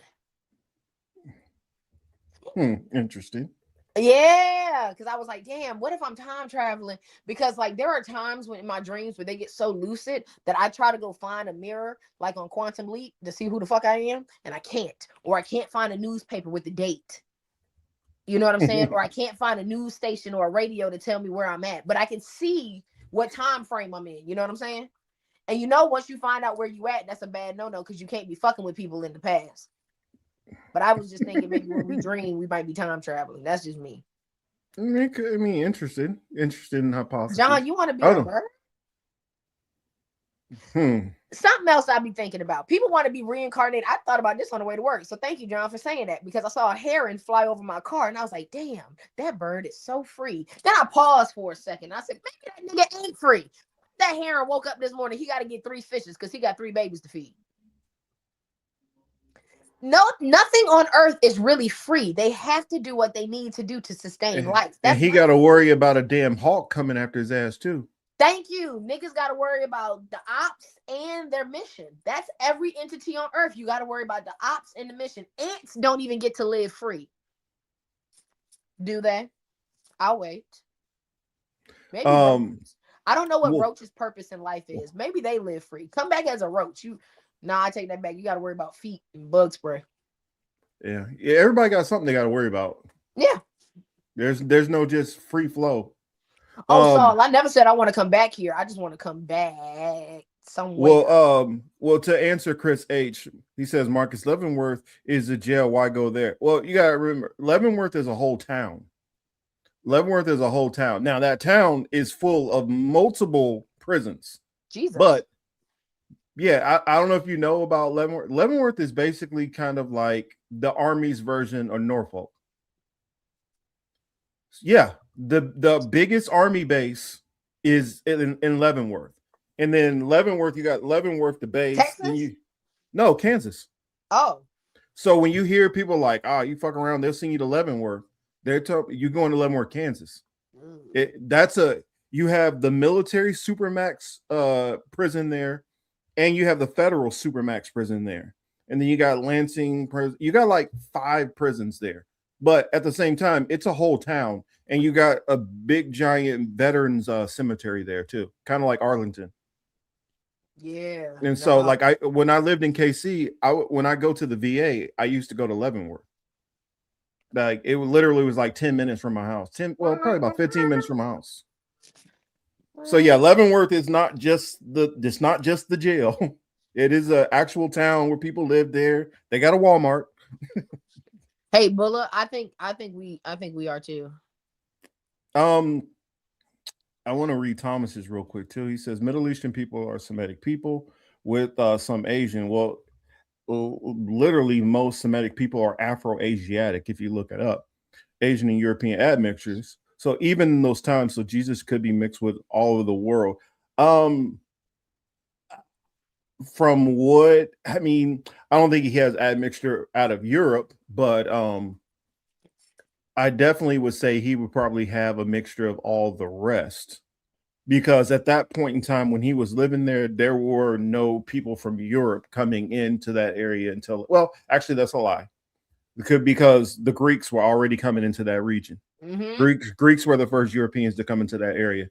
And they came in probably about 1,000 years before him. So the possibility of him having European is very, very low, but him having everything else is very, very high, especially since I would say many groups of people who ended up in Asia started off right there. And technically that area is Asia Minor kind of area. So technically it's kind of partially Asia anyway, because it sits on the cusp of Asia and Africa. So he had both. And I would say that most people who ended up in the New World, I know you'll disagree with this, but I believe that at some point all came out of Africa, or at least that region. So everybody, the out of Africa theory, I still believe stands. So everybody came from basically Africa at some point in time. So yeah, I would believe that he would definitely have that, that mixture. Plus, it's not possible that the people in that region would have started off white. I mean, just look at science. Science don't back any of that shit up. Especially since also white skin is something that only developed in the last probably 5,000 years, 10,000 max. So I don't buy that. Okay, yeah, all these black people were living in this, black and brown people were living in this area, but somehow he just got this. They were just the first white people there. No. Anyway, sorry, I kind of went off on a little tangent that caught my attention.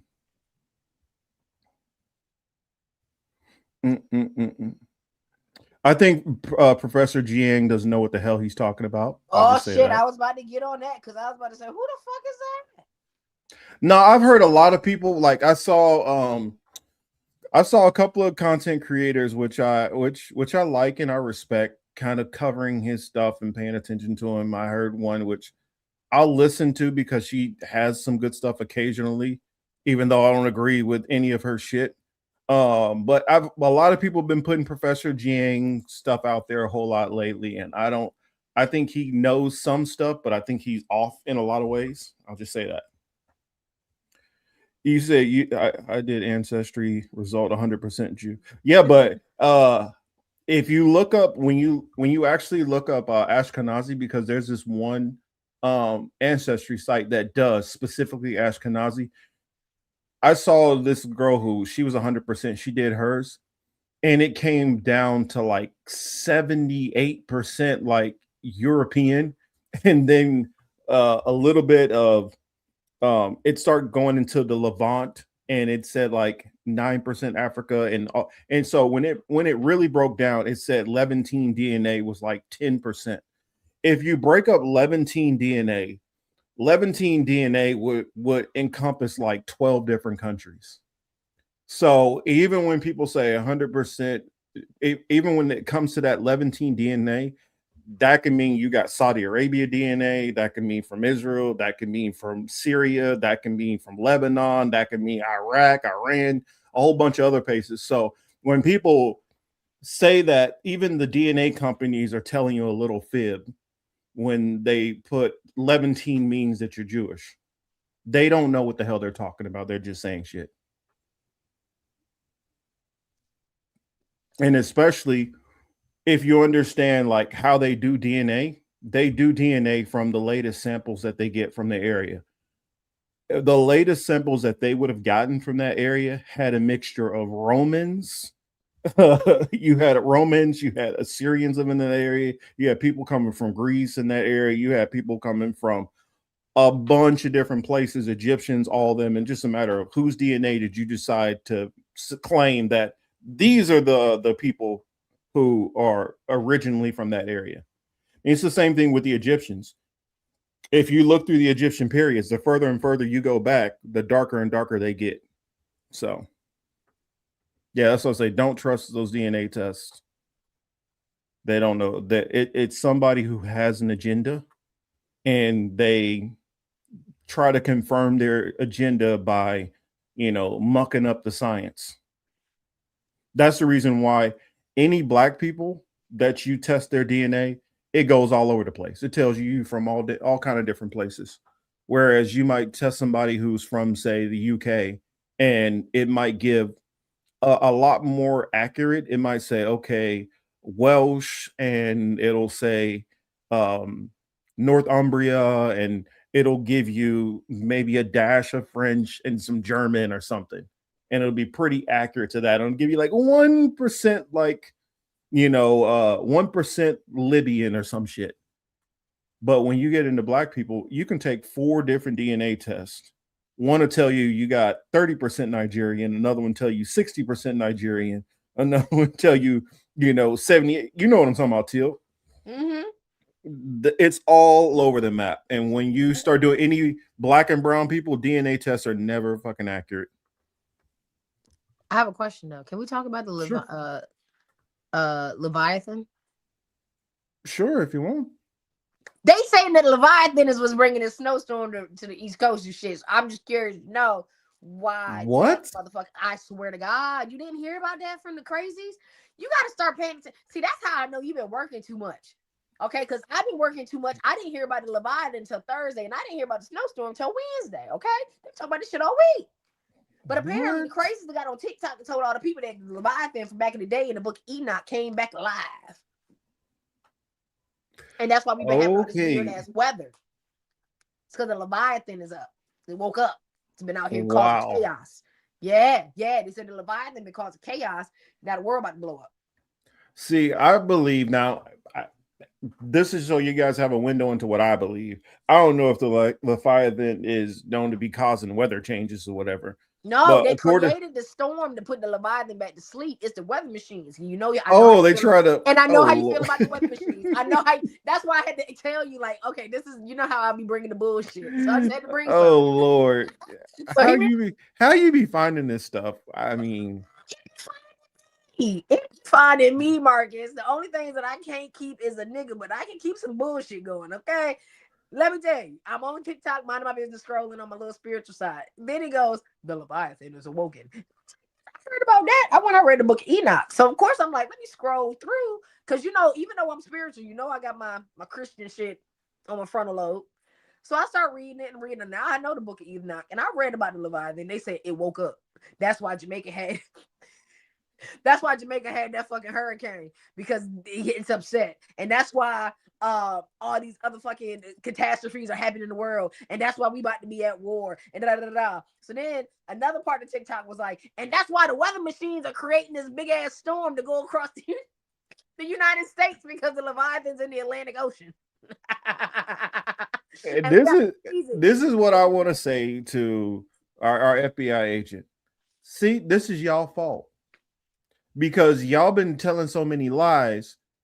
People don't trust anything and just start making up anything. This is y'all fault. You go tell your superiors. Y'all got people believing that the Leviathan is out here changing weather, and that y'all changing the weather because of a giant creature that's in the ocean. Yep. I mean, because in the Bible it spoke of 2. The first one, it says that was killed. And I believe, like, when they talk about that, he killed the fish and fed all those people. Yep. I think that was a Leviathan that he killed. And then the other one, I think when all those years, remember we were always hearing in the papers about the Loch Ness monster and all that shit. Yep. And it talked about Jonah was swallowed by a giant fish. Yes. And can we talk about the fact that Jonah should have got some therapy after that? I think about this. No, I'm serious, because I had a conversation with my daddy, and I was like, "Hey, Dad, you might think I'm fucked up for saying this, but I personally don't believe that the devil is real." And he was like, "Oh hell, here we go." And I was like, "Just hear me out. Me personally, I don't think the devil is real. I think God just be having bad Tuesdays. That's just me. Because why the fuck would you create something that's just as strong as you? On the you know what I'm saying? If we looking at it, you telling me he up here and we got a nigga down here. Why you make that nigga? You know, why you do that? Let me cook. So God could just be a person of duality or an entity of duality. Since we are made in the image of him, you know what I'm saying? We have duality and free will. That's something he gave us. And I understand that. So if that, now this is another thing, Yonina. If God didn't create the devil, who created the devil? Part 2. But anyway, so I think God, the creator of all, the creator of everything, that nigga. What? I just think that op? How do you make your own op? Then think about this. Who is your biggest op? Yourself. Your self-talk is the only thing that can really stop you from doing some shit.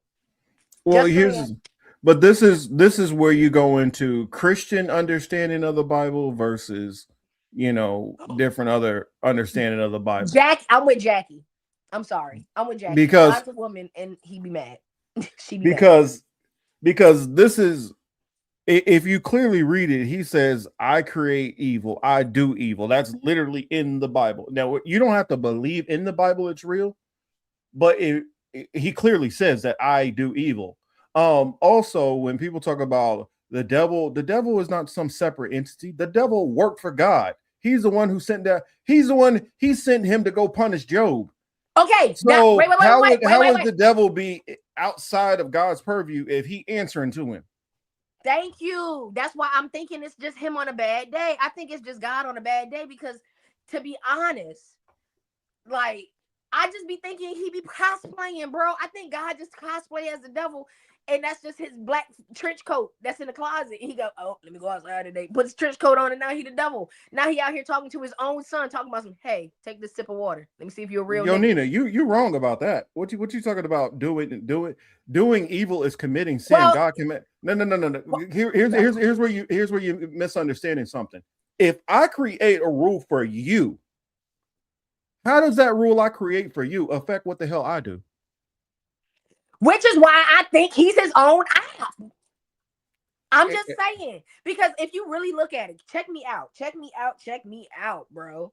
That man goddamn smited. Okay, Sodom and Gomorrah, wiped it out. God did that. The devil didn't do that. He didn't send the devil down there to blow it up. He sent 2 angels down there to do some recon. God didn't like how it came out. Them niggas is gone. Part 2. He did not send Moses. He did the plagues, bro. God did the plagues. He didn't like how they was rocking. Sent some bad juju down there. He did that. Let's keep going. Jonah got ate by the fish. He didn't tell the devil to go get the fish. Jonah got ate by the fish because he needed to get taught a lesson. God be your own op sometimes, bro. And I'm not saying that he is intentionally evil. He just give you some bad shit that you got to learn from. Yeah. That's what it says. Yeah. That's what he said. But you get what I'm saying, though, right? Yeah. I just feel that the humans had to personify that shit, and thus we got the devil. Like, they look at God as being so merciful and so nice and just so loving, and God just loves me. No, that nigga got a bad temper some days. The fuck? He sent his son down here, and he knew the story.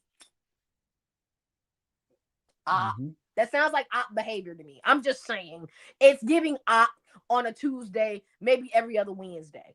You know what I'm saying? That's all I'm saying. Mm-hmm. Y'all might get mad and y'all might have ruffled some feathers. Y'all might want to tussle. Relax. It's my theory. But I just think God and the devil are the same. And he just puts a new trench coat on when he want to go do some devilish shit. You know what I'm saying? Some I fuck around, find out type shit. That's all. Job too, because at the end of the day, you're telling me, and this. Here we go, Yonina. You brought up Job, and that's one of my favorite stories. You gonna sit here and tell me God ain't an op, and he looked at Job and was like, "Hey, devil, I'm gonna fuck his life up. If he folds, you got him, but if he don't, he mine." The fuck, nigga, don't use me. What? That nigga really put a bet on that nigga. God put the bet on him. It wasn't the devil saying, "Hey, I'm about to go fuck with Job. You gonna save him?" No, God was like, "Man, let's see if he a real nigga or not. Let's see if he got some hoe in him. I'm about to kill his kids, take his crops. I'm gonna kill his last goat. I'm gonna fuck his wife, and I'm gonna send him. Come on, dog. He did that. He did. Thank you, Marcus, because you're shaking your head. Yes, God. I'm not disagreeing at all. God did that shit to Job. What did Job do to deserve that? And people say he let his kids have birthdays. Damn, that justifies all that? Hey, that's a heavy price. Have a birthday? That's a heavy price. Goodness. See, nah, and the book of Job ain't even like, come on now. He let Enoch, he got so mad that he was like, I gotta let y'all niggas die now. Enoch lived to be 350 some odd years old. He said, I don't even like y'all niggas being around that long. Wrap it up. He got to go in. He got to ride in the spaceship though. Okay. You get okay. Thank you, bro. That's the point. No, but God be your ops, yo. God be the ops sometimes. Mm-hmm. Yes, Enoch was on the spaceship. Not only an Enoch, that's just in there. Like it says he just ascended up, beam me up to where? And it says he went away in the clouds. Yes. I mean, also here's another thing. You talk about the three wise men, and okay, they stopping at night for them to like rest. They fall on the cloud that stops to let them keep traveling to go to this other town. No. I know there's people who don't love the religion talk, so we're gonna wrap it up soon. We're gonna wrap it up. But I'll just say, like, it's clear, like, if you just reading it for what it is, it literally talk about aliens in there. It literally talk about spaceships. For people who think, oh, God would never do this again. Nah, he tell you, I'm gonna test you, I'm gonna try you, I'm gonna send ops your way. I mean, he do all that. He said, I create the light, the darkness. I create good and evil. I put all this out here. And I'm just a screenwriter sitting here just watching the script. It's his movie. It's his movie. But then you want to know something? Okay, this is my last topic, and we can get off religion. I can't stand the people that be like, astrology is the devil, spirituality is the devil. Blah, blah, blah. Wait, pause. You're telling me astrology is a bad thing, but three wise men looked up at the sky and said, we're gonna follow that star. Well, and then you look at the Mayans. They were looking at the stars to discern time, crops, all these things like that. I mean, in fact, if you go into early early farming and planting of crops and all that, you had to follow the stars to understand what the hell was going on. Why don't we have 13 months? That goes into people changing the calendars and doing whatever they want. We don't want to talk about the Georgian people that just change up everything. Oh, you're talking about the Gregorian calendar and all that. Yeah, we don't want to talk about. Well, that gets into history, and and just people deciding that, you know what, since I'm so important, I need to have a month of my own. You know, Mr. Julius Caesar, who decided to create July. I get it, and be like, you know what, I want to have a month to my god, Janus. So we'll have January. I mean, but then if you're gonna go there, then we can even go into, you know, the days of the weeks, how they got their names.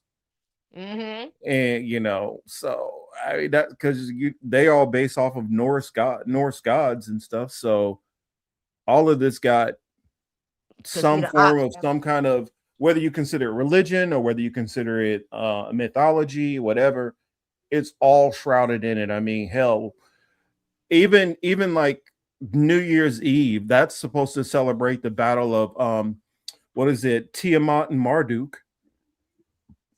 Marmaduke. Marmalade. You don't know about that, about Tiamat and Marduk, and about this great war that they were having, and this goes back into like Babylonian like mythology. Mm-mm. Is it? Damn it, Janice. Yes, Janice is the reason we in January right now and it's cold as a bitch. He gave that girl a cold ass month. She a cold ass bitch, apparently. But Julius get the fun month. Julius get the bitch with the longest days. Mm-hmm. July is the month with the longest days because June 21st starts the summer, and those when the days are the longest. Marmaduke, marmalade. Mm-hmm. I ain't even know all that. Well, I think about it. Why do some of the months sound like in Latin? Why do they sound like numbers? December, Dice, Oh my 10, god! Now I know what fucking thing is buzzing. November, November, Noventa. You know, October. Well, in the because I'm switching back and forth from different, but Otto or Ocho, 8. So gone. Yeah. I mean, so some of the it gets interesting. Y'all, I've been hearing this damn iPad. This iPhone. Goddamn. I've been trying to figure out what the fuck been beeping so goddamn time. Y'all, it's my work phone. I might get shot. Uh-oh. Oh, but you see, I guess we'll transition onto another category. Greenland turned into a interesting nothing burger. Man, because Greenland told them niggas pull up or shut up. That's why. Greenland, I wouldn't fuck with nobody that be quiet. Y'all ain't learned y'all lesson about fucking with the quiet people. Don't fuck with the quiet folks. Because they got some shit we don't even know they got because they quiet. They be quiet. They literally basically told Trump, we gonna give you, hey, you can do all this and you can do all that and you can do all this. All the shit that he was already getting. And this dumbass is so dumb. He made this deal as if he got a whole bunch of new shit. They basically like went into your house, took a couple of pots off the stove, wrapped them up and handed them back to you and told you, hey, here's your present. And Trump is so happy he got a new present. Like, damn, this man is dumb. Like they already were allowing us to have bases over there. That's nothing new. They were always allowing that. But hey, let this idiot do what this idiot do. And then you heard what Mark Carney of Canada said, right? To Trump. I don't know. Let me see if I got it. Do I got it up? Because he basically told them, hey, it's time for y'all to stop, it's time for y'all to stop paying attention to the US. And I think this is what I've been saying for the longest. This is when shit gonna really hit the fan. Yes, and he kept calling it Iceland too in Davos. It's Greenland. And do you know that was it Caroline Levitt tried to spin it and be like, he didn't say that. That's not what he said at all. Man, listen, them niggas, the whole group of them is retarded. Mm-hmm. This is what happened. And when Trump is gone, oh my God, they're gonna be so shocked at what the fuck happens to them.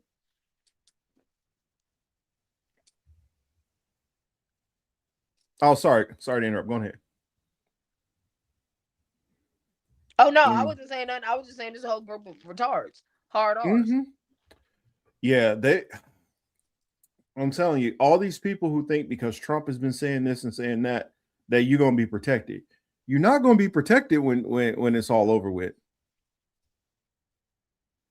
Let me see. I'm only gonna just bring up. I think I'll bring up this one, just cover some of what he said. I'm not gonna go into the whole speech, but Mark Carney had some interesting thing to say. Let me mute this before. Oh, I guess it is muted. When we're Canadian, hold on, inclusive. Second, because I thought he had some powerful words to say. So let's share this.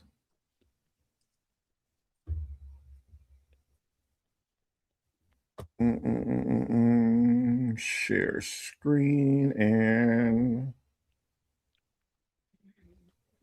so this is what Carney had to say to Trump, which I think that this right here, people can look at it as an isolated Canada to Trump, but I think he's speaking for more people than Canada, and I think this can have reverberating consequences. See, people are thinking that, well, this is just like Trump is president right now, and so once he's gone, you know, everything will be able to get back to normal, trading and everything will be fine and all that. And I don't think that they really get what this can lead to, and I'll kind of go into it more after I let him speak. Fair, ambitious. Canada grows. Canada and the United States have built a remarkable partnership in the economy, in security, and in rich cultural exchange. But Canada doesn't live because of the United States. Canada thrives because we are Canadian. I said we had to do two things. The first is to be a bastion. The second is to be a beacon, an example to a world that's at sea. In a time of rising populism and ethnic nationalism, Canada can show how diversity is a strength, not a weakness. In a time of democratic decline, we can show how rights can be protected and equal freedoms endure. And in a time of rising walls and thickening borders, we can demonstrate how a country can be both open and secure, welcoming and strong, principled and powerful. There are literally billions of people who aspire to what we have built: a pluralistic society that works, a public square that's loud, diverse, and free, an economy that delivers broadly shared prosperity, a democracy that chooses to protect the most vulnerable against the powerful. Now, Canada can't solve all the world's problems, but we can show that another way is possible, that the arc of history isn't destined to be warped towards authoritarianism and exclusion. It can still bend towards progress and justice. I mean, that was a good speech, but that's not the one I was trying to show y'all. Apologies. But he did make some good points. But Thomas, I'm with you, because old girl in Greenland was like, yeah, we don't give a fuck about Kardashian lips or money. We mind our own motherfucking business. Oh, here it is. If you want to bring that stupid shit over here, mind your motherfucking business. So I'm with Thomas, because that lady was like, yeah, fuck Trump, fuck what y'all got. Is submitted to no limits, no constraints. Sorry, I didn't mean to do that. I was trying to get the video just ready. You good, boo? But yeah, this is the one that I wanted to actually show. Yeah, this is the actual one. So here, let me hop back over now.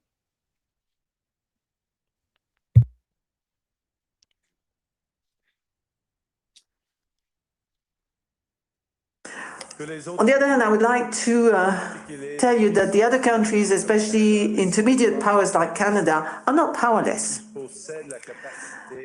They have the capacity to build a new order that encompasses our values, such as respect for human rights, sustainable development, solidarity, sovereignty, and territorial integrity of the various states. The power of the less power starts with honesty. It seems that every day we're reminded that we live in an era. Now, I want y'all to notice that he started off in French and he was kind of vaguely speaking, and he switched intentionally to English to make sure, yo, I don't want people who translate and to try to like muddy the waters at all.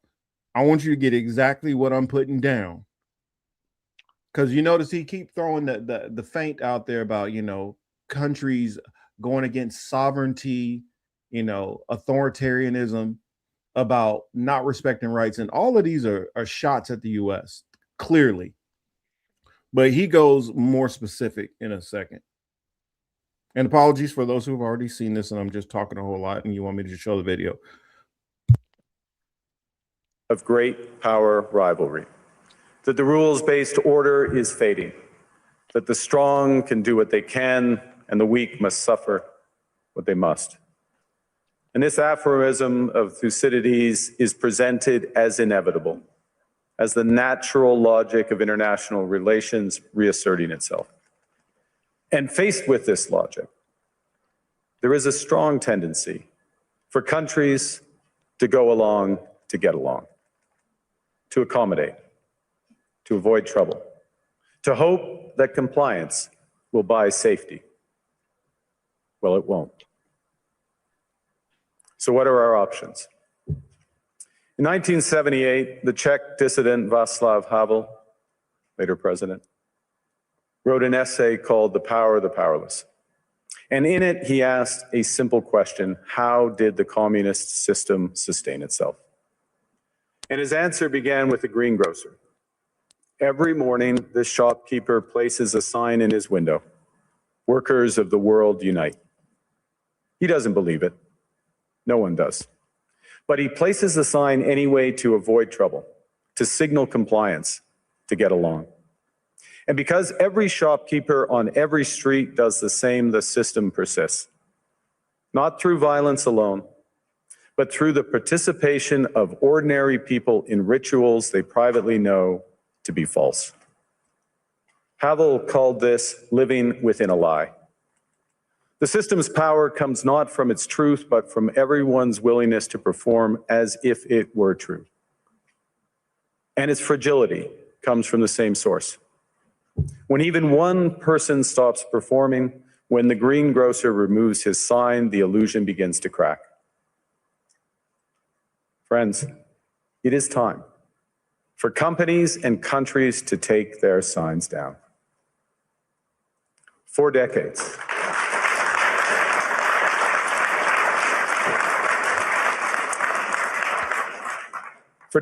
countries like Canada prospered under what we called the rules-based international order. We joined its institutions, we praised its principles, we benefited from its predictability. And because of that, we could pursue values-based foreign policies under its protection. We knew the story of the international rules-based order was partially false, that the strongest would exempt themselves when convenient, that trade rules were enforced asymmetrically. And we knew that international law applied with varying rigor depending on the identity of the accused or the victim. This fiction was useful. And American hegemony in particular helped provide public goods, open sea lanes, a stable financial system, collective security, and support for frameworks for resolving disputes. So we placed the sign in the window. We participated in the rituals, and we largely avoided calling out the gaps between rhetoric and reality. This bargain no longer works. Let me be direct. We are in the midst of a rupture, not a transition. Over the past 2 decades, a series of crises in finance, health, energy, and geopolitics have laid bare the risks of extreme global integration. But more recently, great powers have begun using economic integration as weapons. Tariffs as leverage, financial infrastructure as coercion, supply chains as vulnerabilities to be exploited. You cannot live within the lie of mutual benefit through integration when integration becomes the source of your subordination. The multilateral institutions on which the middle powers have relied, the WTO, the UN, the COP, the architecture, the very architecture of collective problem solving are under threat. And as a result, many countries are drawing the same conclusions, that they must develop greater strategic autonomy in energy, food, critical minerals, in finance and supply chains. And this impulse is understandable. A country that can't feed itself, fuel itself, or defend itself has few options. When the rules no longer protect you, you must protect yourself. But let's be clear-eyed about where this leads. A world of fortresses will be poorer, more fragile, and less sustainable. And there's another truth. If great powers abandon even the pretense of rules and values for the unhindered pursuit of their power and interests, the gains from transactionalism will become harder to replicate. hegemons cannot continually monetize their relationships. Allies will diversify to hedge against uncertainty. They'll buy insurance, increase options in order to rebuild sovereignty. Sovereignty that was once grounded in rules, but will increasingly be anchored in the ability to withstand pressure. This room knows this is classic risk management. Risk management comes at a price. But that cost of strategic autonomy, of sovereignty, can also be shared. Collective investments in resilience are cheaper than every. Now, I guess I'll hop in here Mm-hmm. because it kind of goes on and on Night, and on. Jackie. Good night, Jackie. And I get it. He is a hypocrite because he's benefited from this system. And I get it. He's tied to Israel, and I get all that other stuff. I get it. I get it. And I'm not trying to say that those are not valid points to bring up. I'm saying I'm bringing up a different point. I'm bringing up the point that what he's talking about is going to affect something different than these other overarching issues. What I'm saying is, when countries like Canada, which are supposed to be an ally to the United States, start doing business and moving their money away from the United States currency, because this is what Trump doesn't get about the whole NATO needs to be paying and all this stuff that he's saying, his approach that he's been taking. The unwritten rule has kind of been the United States gets a bigger say-so. And they get to do kind of whatever they want as long as everybody takes the United States currency, the US dollar, as the reserve currency of the world. That is what's given the United States the leverage to be able to go around and do whatever the hell they wanted all over the place. What I'm trying to bring up is this change that can be coming is something that isn't going to be a thing that, okay, we have a problem. We don't like what's going on with Israel and Gaza, but that is not something that we feel on a day-to-day basis. We don't like what's going on with what's going on with Ukraine and Russia, but that is not something that we feel on a day-to-day basis. This is something that if he and other countries dump the United States as the reserve currency of the world and investment moves away from the United States, we are going to feel that. You're going to have to deal with situations where when our currency completely collapses, you're going to go to the store and you're going to watch the inflation go through the roof. You're going to feel that. People are going to be homeless. Crime will go up. People will die because of this type of stuff. This is something you will feel. This isn't going to be like, okay, this is something I disagree with this thing that's happening over there.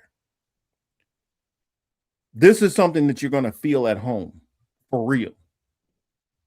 And that's what I'm saying. I'm not saying that it's kind of like, it's one thing not being happy about how your neighbor, how he treats his wife and wishing that you and everybody else get involved to stop him from abusing his wife.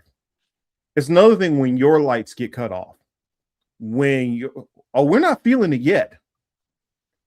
When I say we will feel it, is when all of a sudden we're going to be like Germany was after World War II. After World War One, and you're literally pulling up with a wheelbarrow full of cash trying to get a loaf of bread. You will feel it then. That's what I'm saying. When the stuff that we see going around the world is not somewhere else, when you're seeing it internally in this country, when you got people running up in your house, and I'm not talking about how ICE shows up and kicks in this door on this street and the neighbors all surround. When it's pandemonium and chaos in the streets. When your neighborhood turns into the purge That's what I'm talking about. That's feeling that that's something different. None of us have experienced any of that before. So that's what I'm saying. If all these other countries start to go in that direction, we are going to feel and experience something on a different level that I don't think people kind of grasp the severity of what he's talking about. Yes, I get it. He's a hypocrite. He's been fine with benefiting from this order when it worked for him and turning a blind eye when it didn't. But right now, this is something that's going to start affecting you at home if it continues to go in the direction that it's going. Exactly. Sam gets what I'm talking about. Chaos is coming to the US. Like I heard Kim Iverson, for instance, talk about if World War III happened. Well, that's something that's kind of happened over there and it won't really affect. Bitch, no, it won't. Bitch. You do not know what the fuck is going on if you think that we won't feel consequences over here. Even if we don't feel a single bomb to drop in American soil, you are going to watch gas prices go through the roof. You're going to watch food prices go through the roof. You're going to watch people who have always had their lights and power and all that. Hey, you better make sure you got some backup generators and I don't know, gallons and gallons of gas on the side, or learn how to survive. Because when power grids and stuff start going down, or you start having rolling blackouts because electricity is too high, it's not going to be no, I'm just going into work today. You will see unemployment rates skyrocket. I don't think people get the gravity of the danger of what can be coming. And that's what I'm trying to explain to people. You know, I get it. I do care about what's going on and all these other things. But this is something that is a existential threat to you directly, that this is not something that your neighbor or this other person is going to experience. You're going to experience this. You may experience somebody kicking in your door to ransack your house. So sorry to get on my soapbox there, but what do you think, Till? I think he a fake motherfucker because bitch, you could have said that shit in French, and if you too dumb not to be able to speak French, then that's your motherfucking problem. I'm gonna say what I said because I speak it. You know me, I speak 7 languages. Like, don't play with me, bitch. Say it with your chest in your language too. Shit, say the speech twice if that's the fucking case. No, I don't think what the reason why he said it in English, because he wants Trump. I know to hear he that. wants everybody to hear it, but like he wants Trump to hear it. But he wants Trump in particular to hear it. I mean, he just did that weak ass meeting over across the way. Didn't even meet with some real niggas. That's another thing. He didn't even meet with some real people. We're gonna get on Trump in a second, but nevertheless, I mean, at the end of the day, I mean, y'all talking, that's cool. Is he hearing you? Probably not. Is he gonna change? Fuck no. Like, we gotta worry about the fact that these motherfuckers about to start World War III on our own turf and it's our own people. We got a civil war we getting ready for. Let's really talk about our agenda. Our what's on our calendar for this year as a United States. We have a civil war first, where we got ICE versus everybody right now. Okay? We got to handle that. And then part 2 is we got to get ourselves prepared for World War III. We got a lot of stuff on our plate. You know what I'm saying? And we ain't got a lot of friends. Yeah, we need to start making friends. We need to start making friends. But we can't make friends when we got this motherfucker. Wrong point. This motherfucker over here fucking our shit up. Period. So y'all can talk to him all y'all want to. That's cool. I'm glad somebody's speaking up. But that ain't helping. It ain't doing that. Back to our original topic. Too desensitized. Too not giving a fuck. Our plates are too full for us to care. I get what you're saying. You get what I'm saying? If y'all up top big dogs that are in the same realm, okay? Love you too, Alex. Thank you. Love you too. Thank you. We're going to try to stay warm, girl. Girl, the snow ain't even started yet. I'm getting pissed off. No, I'm lucky anyway, it's warm here. If you got 2 big dogs and they can't talk to each other, what can anything between here and here do? That's where I'm at. That's where I'm at, Marcus. Well, I don't think that he's talking as in trying to make some arrangement or agreement. I think he's giving a warning to people like, yo, hey, all these other world leaders who I don't talk to on a regular, time y'all follow suit, see what we doing over here. Because he not just talking, he doing actions. He already brokering deals with you know how we talk about the BYDs? Yes. They about to start having them in Canada. Oh, Jesus. Yeah, he just brokered a big deal where they cut their tariffs on China from 86% to 15%. Damn. Yeah, that's what I'm talking about. He like, oh, okay. I'm willing to, move into that spot and deal with these other countries. If Trump don't want to do it, and what he's saying is, he's saying that when he's saying that we are seeing a disruption, not just like a phase, what he's saying is this goes past just Trump. He's saying every 4 years, I can't fucking deal with the. We're not gonna play this. Well, every 4 years, we'll see what the United States wants to do. He's saying, nah, we're just gonna operate without them and say fuck the U.S. That's what he's saying here. And he's saying we just gonna go around you and start doing deals with everybody else. Fuck the U.S. Well, that's what Iran was trying. That's what Iran was doing with Venezuela, and they got blown up. Because what he was, because a lot of those people who live across the northern border of the United States get their energy from Canada. If he said we done doing deals with the U.S., hey, for a lot of people who live across the Northwest, they think it's cold now. It's going to be real cold and real expensive when you got really, really expensive electric bills because, or heating bills because you can't get your shit from Canada no more.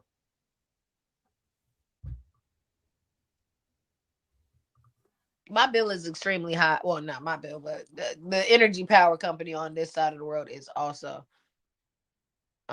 very, very high. So I get that high bill price thing, but like the way people are pulling out of us, they don't think that's a problem. That's something else that's bothering me about our political climate here. That's what I'm saying. More and more countries are starting to pull away from us. And here's my thing. And I love you, Soul, but you're saying Canada's a part of it. I don't get it. No, I'm gonna tell y'all what y'all don't get. Well, all of y'all don't get, and a lot of y'all is because y'all don't believe in scripture.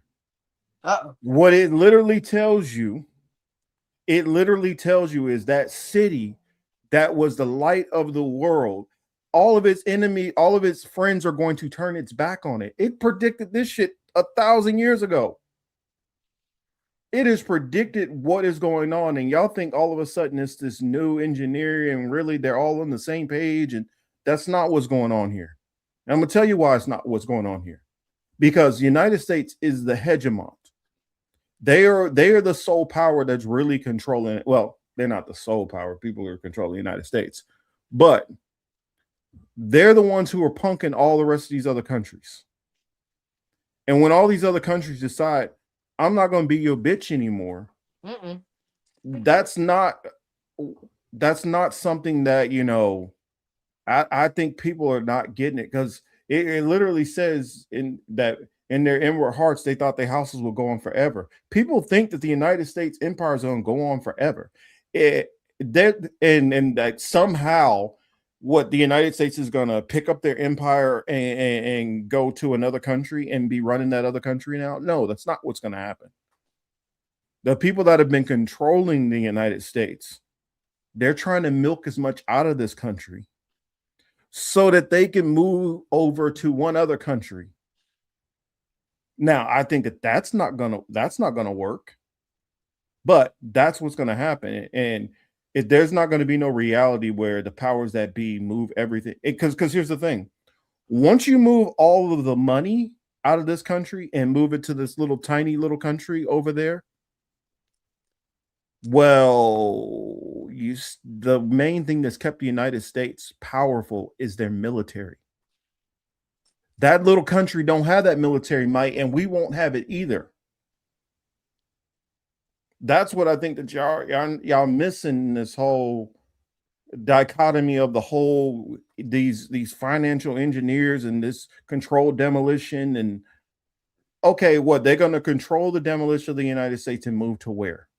What keeps the United States in control is military power and the dollar.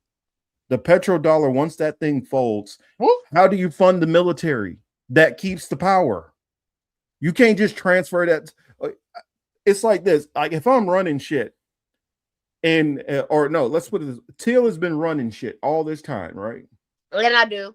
Now I'm playing. Or we can flip it either way. Either one of us are running shit. Okay, I've been running shit all this time, and now my empire is starting to fall. You think I'm just going to be able to move into Teal's area because now she's the next one up and be able to tell Teal how she's going to run her country and shit? You think I'm going to have that power that I used to have? No, that power is going to be lost, and another country pops up with that power, or you're vulnerable for another country to take that. Like this is it. This is not just going to be a transition to, oh, well, new owners over a new house. That's not how it's going to work. No, we the people do not have any power. We the people have no power. Thinking we have power is the illusion. That's just what gives you the sense that the system is legitimate. We don't have no power in none of this shit. Because at any point in time, they could march out with, and I know people are like, well, if the people took to the streets, you'd have to have the whole 350 million all on one accord.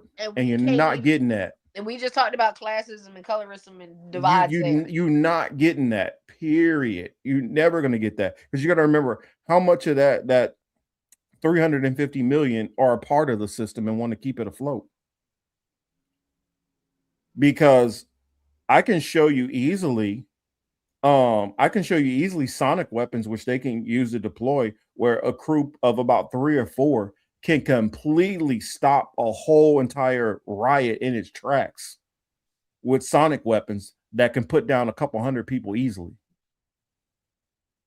And knowing the capability of the weaponry that we have now, this is not the revolutionary period where you're gonna get your muskets together and go fight. They got so many ways to shut every one of these little rebellions down. And the moment it gets to a martial law situation where they don't have to give a fuck no more, they can just start. Dude, they could just go over with helicopters and just. Then what happens to your numbers? Because I don't think any of us got aircraft carriers.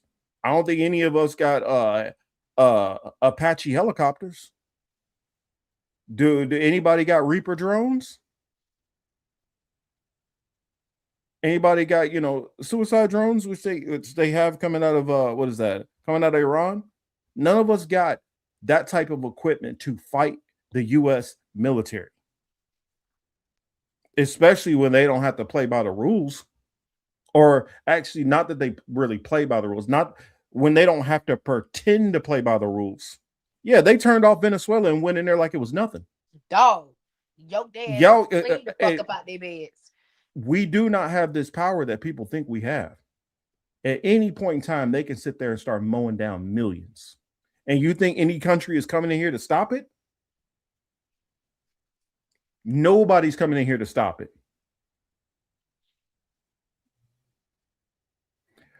I'm not saying no lay down. You have a resistance for yourself. But like here's I did a video where I said, armed revolutionaries, are you sure? I went down and I systematically broke down every weapon that they had. I mean, not weapon. Not violent weapon. I broke down every, I guess, what would I call it? The mostly non-lethal. Like, I didn't even really get into the like where they really trying to fuck you up. I just went into all the technology that they have that they can use to spy on you, that they can use to shut down your water, that they can use to spy on you, that they can use. I mean, they can stave off any resistance before it gets going. And somebody like me who's strategic, in order for you to have a protracted siege against the United States, you're going to have to be able to have your own land and barricade that with food and water and everything for resistance. You're going to be able to, you're going to have to get your weapons. You're going to have to be able to get so many different things to be able to fight this resistance that you want to have. That's almost impossible to do in today's era. I mean, the United States spends more on our military than the next 50 countries. You don't, I mean, I don't see a reality where the military turns on the government, and that's what you would need. That's the only way, is you got the military to turn against the government. Yeah, but every revolution wasn't facing the uphill battle and the difference that we are facing now. True. Honestly, think about what is the last revolution that's fought. How long ago was the last revolution? I mean, people have been reading theory books and trying to relate what was going on 100 years ago to now, or trying to compare what's happening in a smaller country to the United States. We're not set up like France, which if they do a mobile strike, then they could literally shut down parts of their government because so much of it is unionized. Union power is gone here.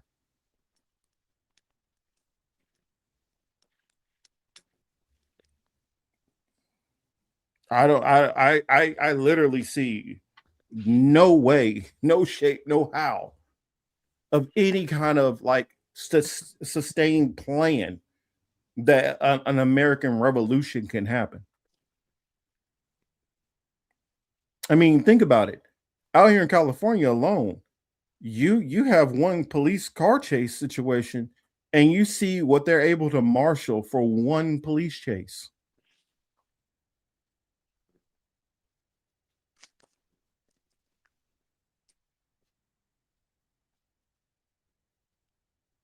I mean, here, let me just show y'all one more thing. Let me just show y'all one more thing. I want to know how y'all fight this, because how do you fight this? Not we asking Google. I want to know how y'all fight this. Google about to tell you shut the fuck up.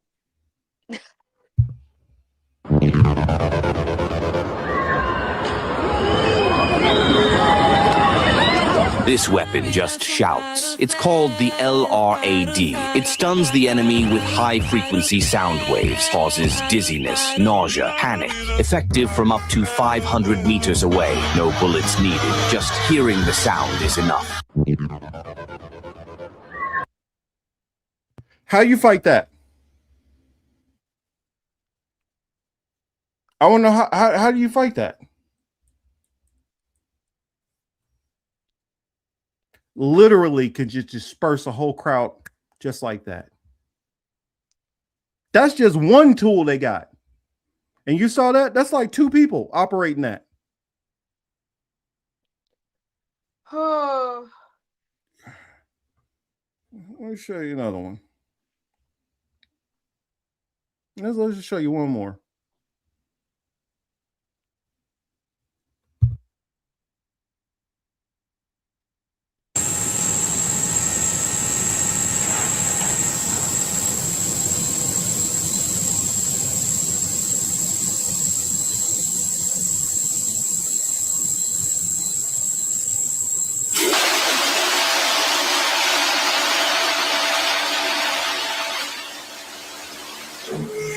What the fuck?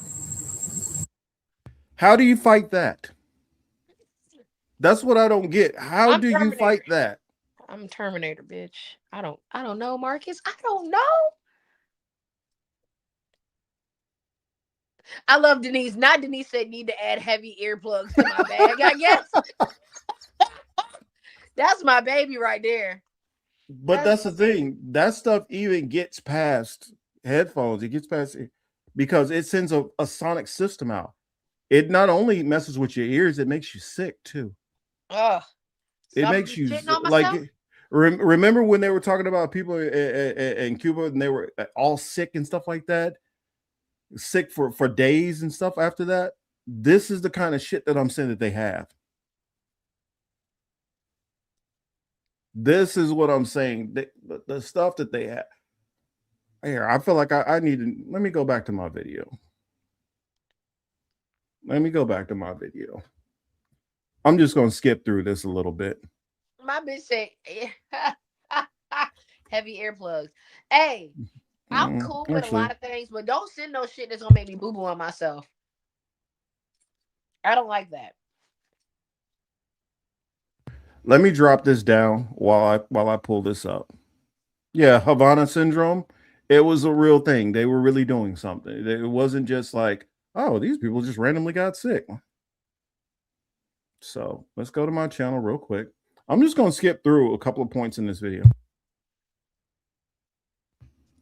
I'm just going to skip through a couple points in this video just to show y'all. This is what you're dealing with. People still thinking that this is like the French Revolution or something.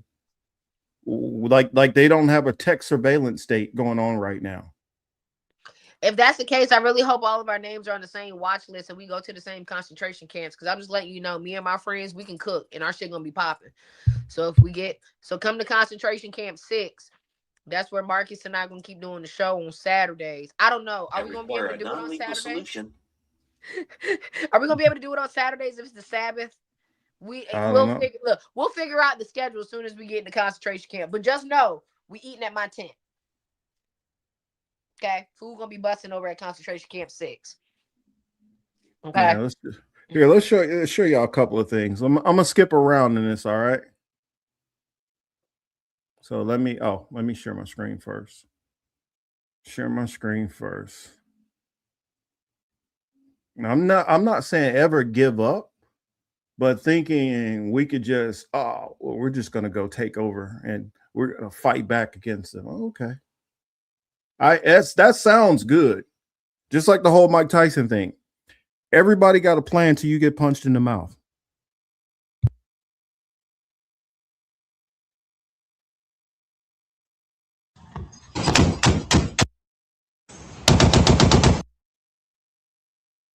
Vehicles, MAVs, and micro-electromechanical systems, MEMS, have been in the works since the 1940s, and are cyberborgs and winged creatures that have been enslaved to do man's bidding. The LRAD is a piece of modern military technology with two different is a large-scale area denial system designed to help assist with riot control situations. Essentially, a large modular system for firing numerous Taser X26 stun guns in a 20-degree arc with a 25-foot range. Not something you'd want to be anywhere near when it went off. Another non-lethal energy weapons system designed to help with crowd and riot control, also known as the heat ray. This system works by heating the target's surface on the same principle as a microwave oven.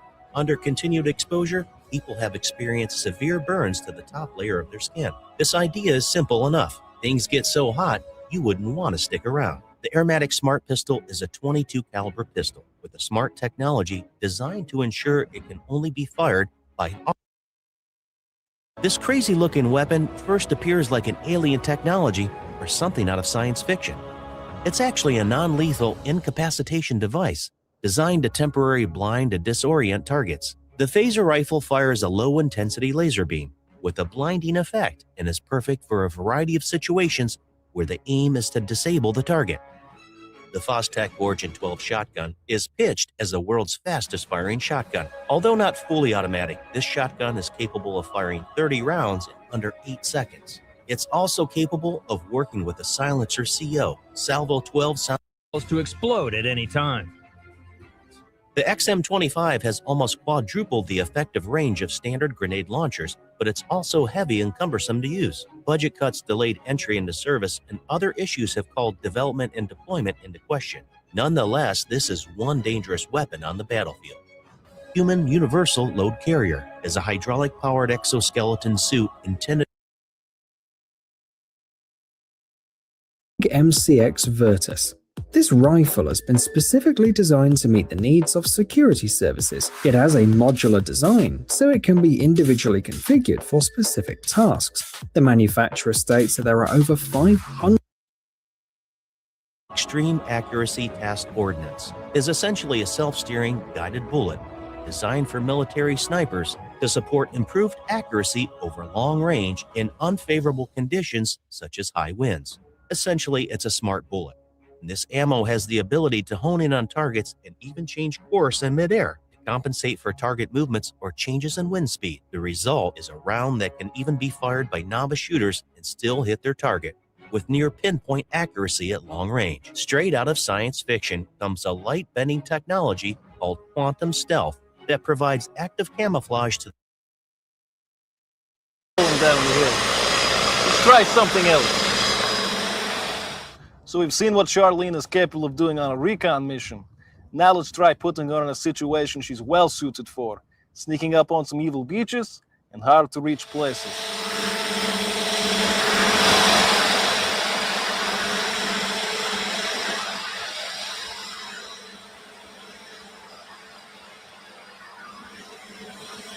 It looks like our friends here decided to have a little dinner party, and they didn't even invite us. And one of them brought a whole bucket of gasoline. We'll just have to show these guys a little hospitality, Charlene style.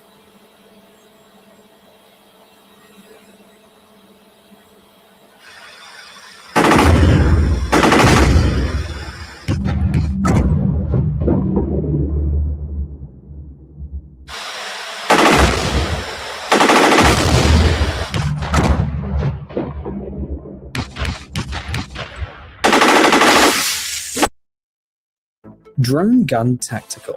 When you see this amazing gun, you might think that it fires unusual projectiles, like square-shaped bullets, for example.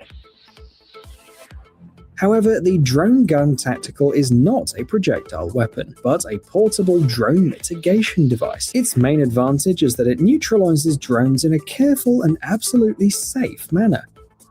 It creates a powerful signal that mutes the antenna installed on the drone. When hit by the signal, the drone activates its safety mode. The video recording stops and the drone lands immediately. Or it returns to its operator and helps track their location. Either way, it doesn't cause any damage to the drone. The Drone Gun Tactical has an impressive range of 2 kilometers. The design is portable and only takes a couple of seconds to set up. This counter-unmanned aircraft system tech. The laser weapon, which can be mounted onto the back of a vehicle, is designed to help the Air Force take down hostile drones. The laser itself can fire dozens of shots per charge, according to Raytheon, but the Air Force could also hook it up to a generator to deliver a nearly infinite number of shots, the contractor said. In closing, I decided to show you conventional weapons, which I was around.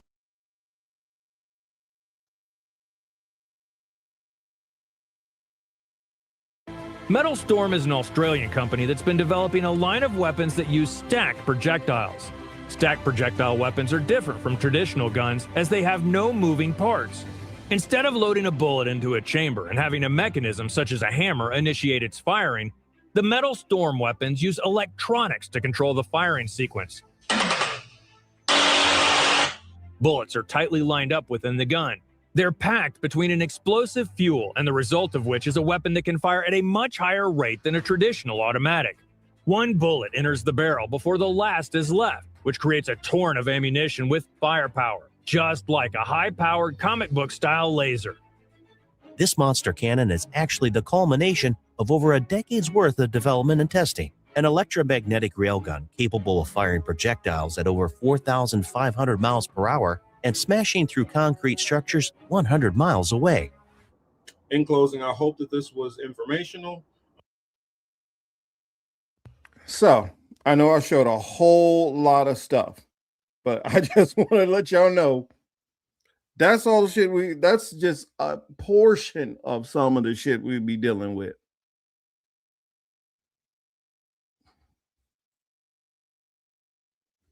I'm just saying that's a portion. So if y'all feel like y'all got a way to fight that, and Hell yeah, I'm finna dig my motherfucking compound under the ground. You gotta find me, bitch. That's all I'm saying. If y'all can fight all that and y'all got a solution for all these different things, then okay, cool. You notice the beard before all the gray in there? I'm good. Hey, Abby Dabby Doo. No. Hey, Abby. No. I was like, hey, Till, you noticed before that video was before the gray? Yes. But that's the thing. It's like, yeah, Lee, what's giving us gray? Is it the fog? Is it the stress? That's what I'm saying. When I know because that one where it was showing the railgun and all that. Okay, let's say you built up your area and you got a camp somewhere that you're gonna try to fight from. They can blow that shit up easy. Don't blow my. I worked hard for this camp. I'm not telling anybody to give up, but you gotta fight. You gotta figure out how to deal with all that. If you can't figure out how to deal with all those things, then I don't know what you're gonna do. Because I get it. Some people are like, oh man, I got this chopper, I got this, I got that, I got the switch, I got okay. What's your switch gonna do against all this then? Hell, if you run out with your switch and they put that heat ray on you, what you gonna do? You're not even close enough to fire on them yet, and you already feel your skin on fire. What you gonna do?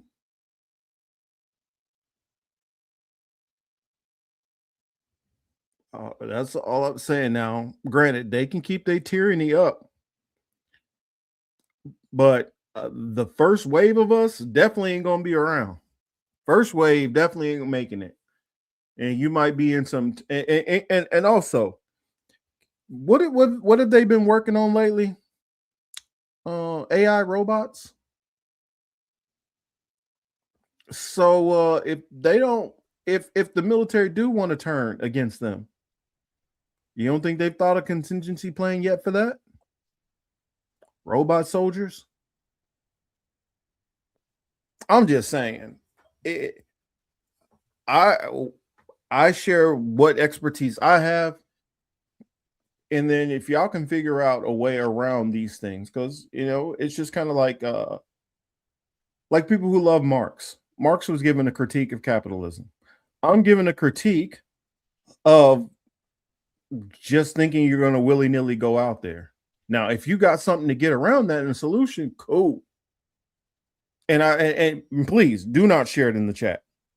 Don't share your ways. If you got a way for when all that shit comes, and you're able to put together a movement, cool. But just keep in mind all of these things that have been laid out. And that's just, I keep saying I need to do a part 2 to that video because there's more that I could put out now. That video was from, how long ago did I do this video? That video was from 4 years ago. How much technology do you think they've come out with in those 4 years since that? Can you pull up the discombobulator? Oh, you talking about the one that messes your stomach up? No. Well, I guess is that what it is? President Trump reveals secret discombobulator weapon used to capture Maduro. They press buttons and nothing worked. The one that Yonina was talking about.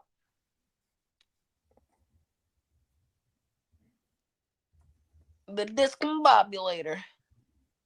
Yeah, I'll pull it up. And yes, Abby Dabby Doo, they killing whites. Italians at that. Italians ain't nothing but white black people. Just like Filipinos ain't nothing but black Hispanic people. Asian Hispanic people. Did you want me to pull up the, let's see. I could just pull up the info on it.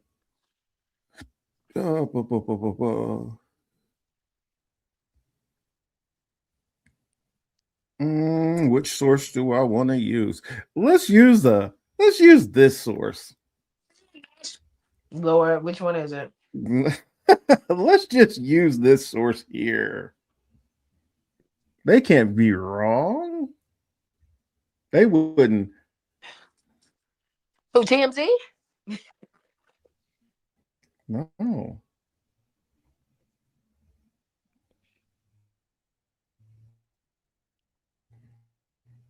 The TOI.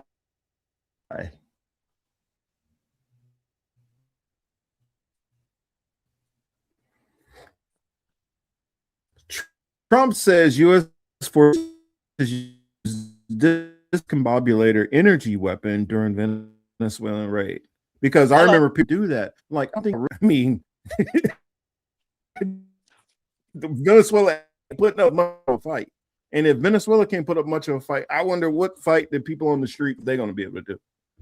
Good night, but U.S. President Donald Trump says the U.S. military used a mysterious new weapon, discombobulator, during the operations to capture then Venezuelan President Nicolas Maduro in Caracas. Earlier this month, Trump tells the New York Post, the discombobulator, I'm not allowed to talk about it, Trump says, according to Trump. The weapon made Venezuela equipment not working, suggesting that the system was used to disrupt the Venezuelan air defense and radar system, allowing U.S. forces to carry out the raid with near impunity. Y'all think they can't use that against you?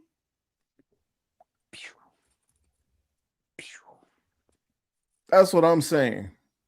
Y'all think they can't use that against you? All right, cool. But you know what they can't use against me? Fucking my wife. Can we talk about Adam 22 in that fight?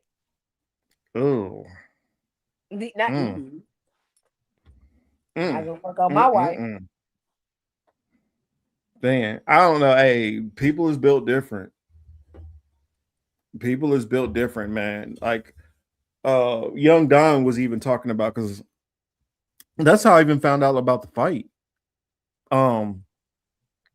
Young Don was talking about it. He's like, and you got people who've been married for 15, 20 years, or been married for 20 years, and they'll find out that their wife cheated on them 15 years ago, and like, nope, I'm done.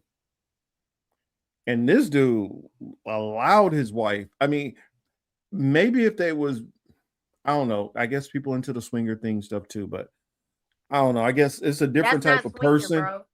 That's not. It's a different type of, but he be getting his too, because for the longest they were doing videos with him, her, and another woman. Mm-hmm. And so she was like, well, since we've been doing this and you're the only man that I shoot with, and we have all these other women, at some point, you need to let me shoot with a man. And I'm like, if that's the trade-off, I'm like, nah, nope, I'm good.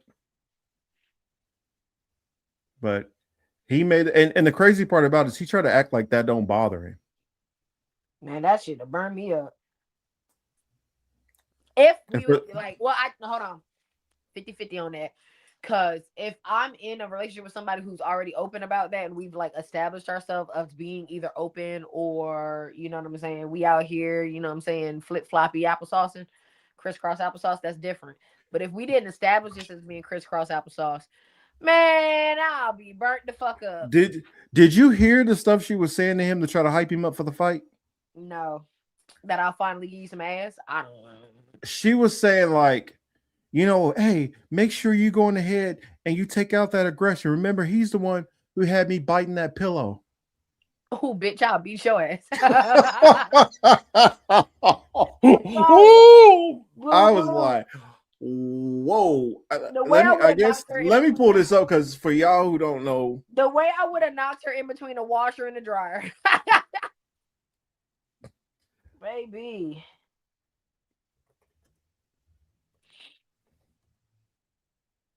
Let's see. Let's see if I can find. I gotta be careful and search her name. Who? Be careful. I don't think your FBI agent care about that one. Well, probably not. But I'm talking about. I'm not trying to have my YouTube search all jacked up. My algorithm be all jacked up. Let's see. Pre-fight. Let's see, because there's a part where they're like, where I don't know. I gotta find it. Pre-fight hype.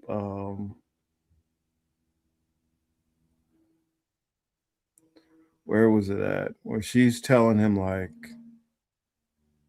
I don't know. It was wild listening to it. Dang, there's a video.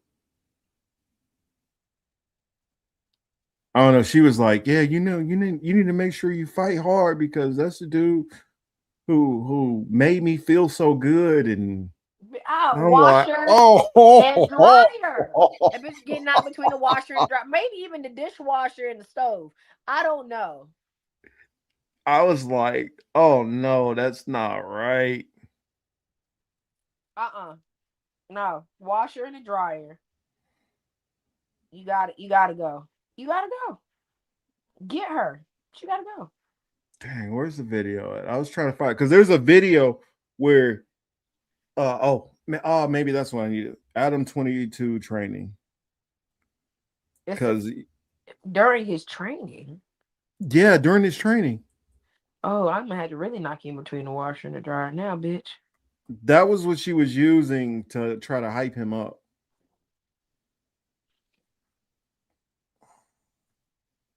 Dang, how come I can't find it?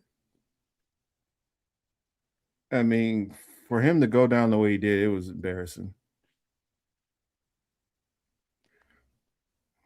Dang it, I can't find it. But there's a video where they're standing in the ring, like he's training, and she's holding up a cardboard cutout.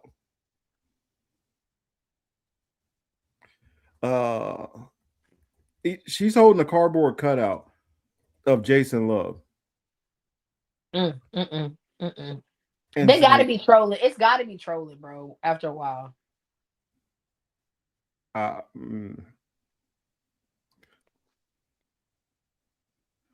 Is this it? Hold on, let me see. Let me share my screen.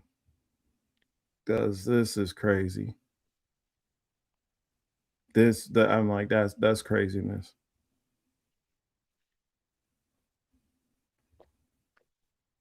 Let's see. I think this is it.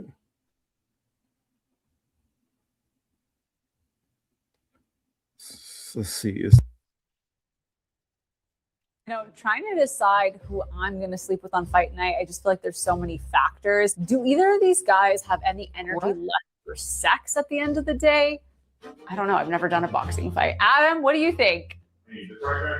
I'm Lena Nersessian, aka Lena the Plug. My advice strategy is mostly trying to get Adam to be as angry as possible and just hoping that red takes over. I'm trying to remind him, like, this is the man that had me biting the bed sheets. This is the man that made my body feel amazing in my scene with him. So, I'm just hoping that all of these things build up in his mind and he just sees red and just goes for it. And it just takes over. Ooh, better cardio. I mean, my experience with Jason's cardio is obviously only in the bedroom. I feel like he's pretty good. However, I see Adam train every morning. He goes hard. No one has ever gone harder on one of those little stationary bikes than him. So honestly, it's a toss-up for me. I really think that either of them could have it in the cardio game. No, my feelings towards Adam won't change if he gets knocked out by Jason, but he's going to take Jason down. That's not even a question. I'm going to give Adam the best lovemaking possible at the end of this fight. I've been seeing how hard he's been working, and I think he deserves all my love. You may have been able to take me down in the bedroom, but you are not going to take down my husband.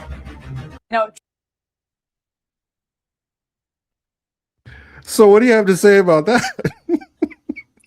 Knock her in between the water heater. Yeah, just knock her in between the water heater. I'm like, wow. Listen. You can't. All right. You ain't got it. There's not enough money. Trying to decide who I'm. But there's not a lot of money in the world that would have it that I could actually deal with her after the fact. I'll probably beat your ass. And that's coming from somebody. I was just talking to somebody earlier today.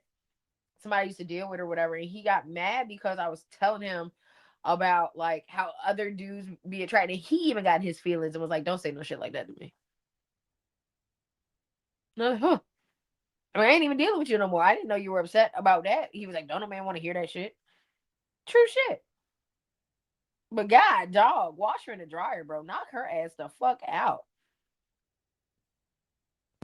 All you gotta do is show this image to him over and over. Like, no.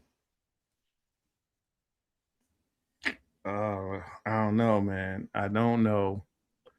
Yes, you do. Knock her. If anybody need to be knocked out, it's her. Fuck Jason. Yeah. Hey, Dog, hey, you gotta let her go. That's all I'm saying. Let her go. What the young folks say? She for the streets. Nah, she be on for the streets. The YN say she easy and going. Easy and going, huh? Easy and going. Easy is one thing. You know, I'm easy and delusional. You feel me? I'm easy and delusional. I will deal with somebody for a whole weekend and plan out our wedding. I'll meet you on Friday. I'm thinking about getting married on Sunday. That's easy and delusional. No, she's easy and going.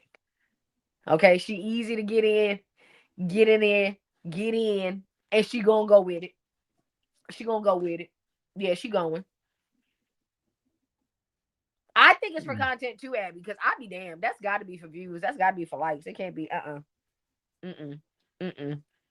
And also I guess that Blueface might be who Jason Love fights next.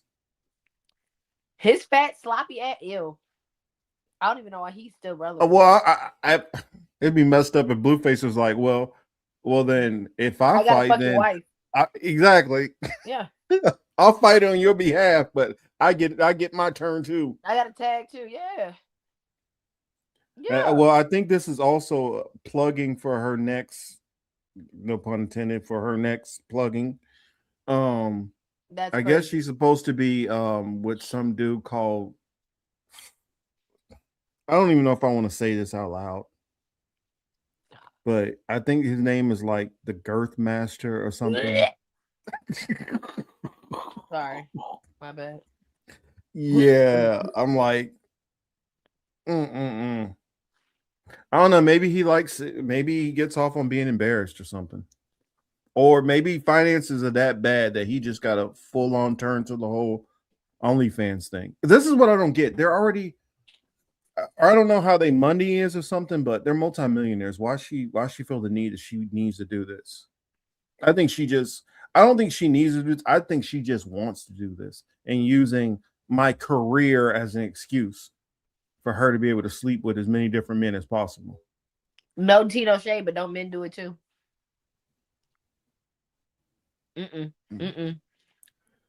Yeah, but I don't know. Donald Trump hands. Donald Trump did it. I don't know. I guess I gotta end that there. Leave it on this crazy weird note.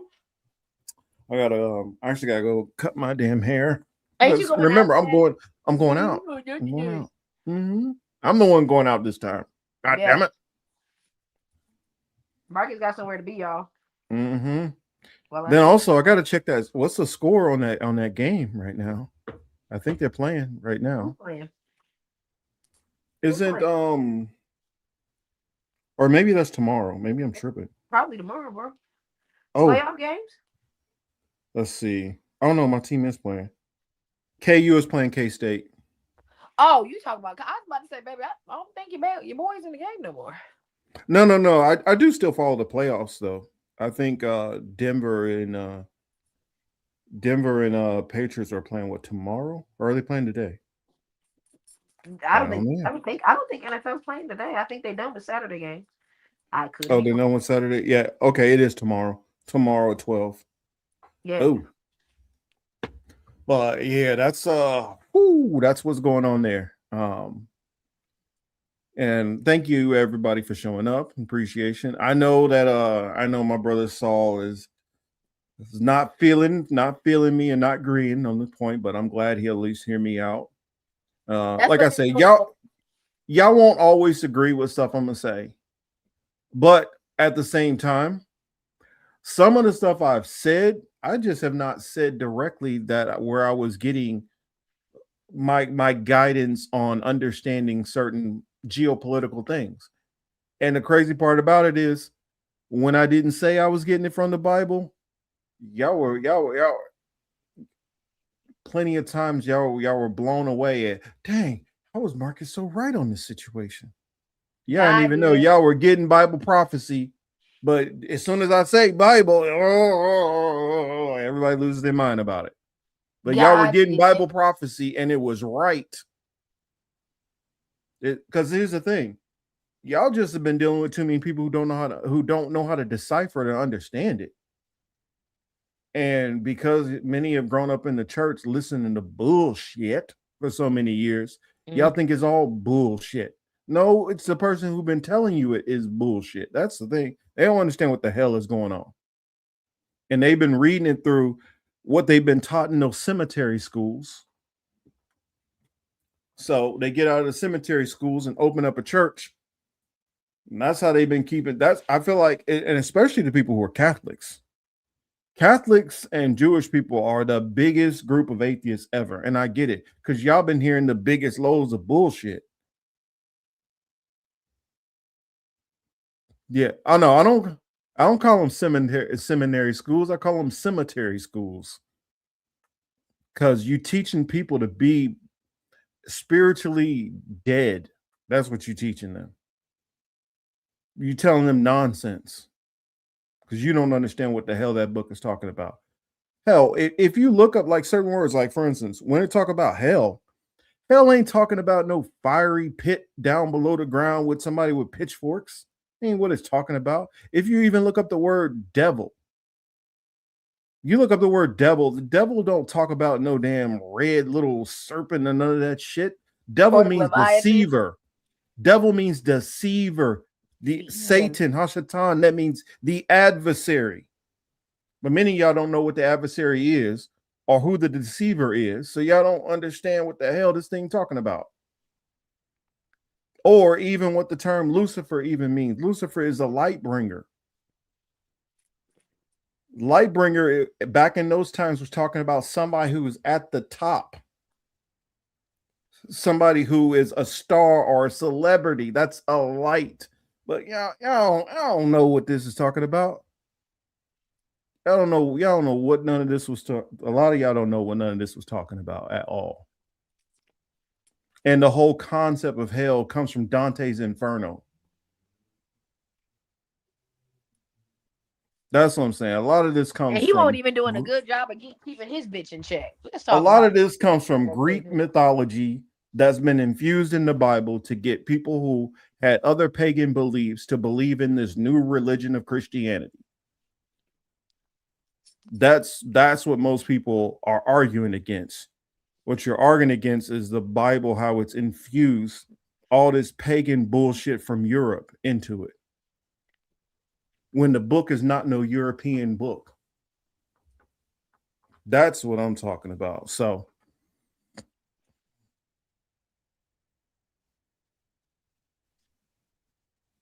that's all I'm gonna say. I'll leave it at that. Drops mic. Or no, sorry, he can't drop it. I was about to say tap mic. I know you be tapping shit. All right. Yeah. On that note, I still love all y'all, whether y'all agree with me or not.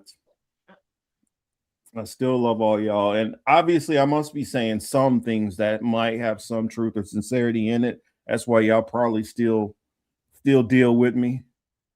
Still tolerate me.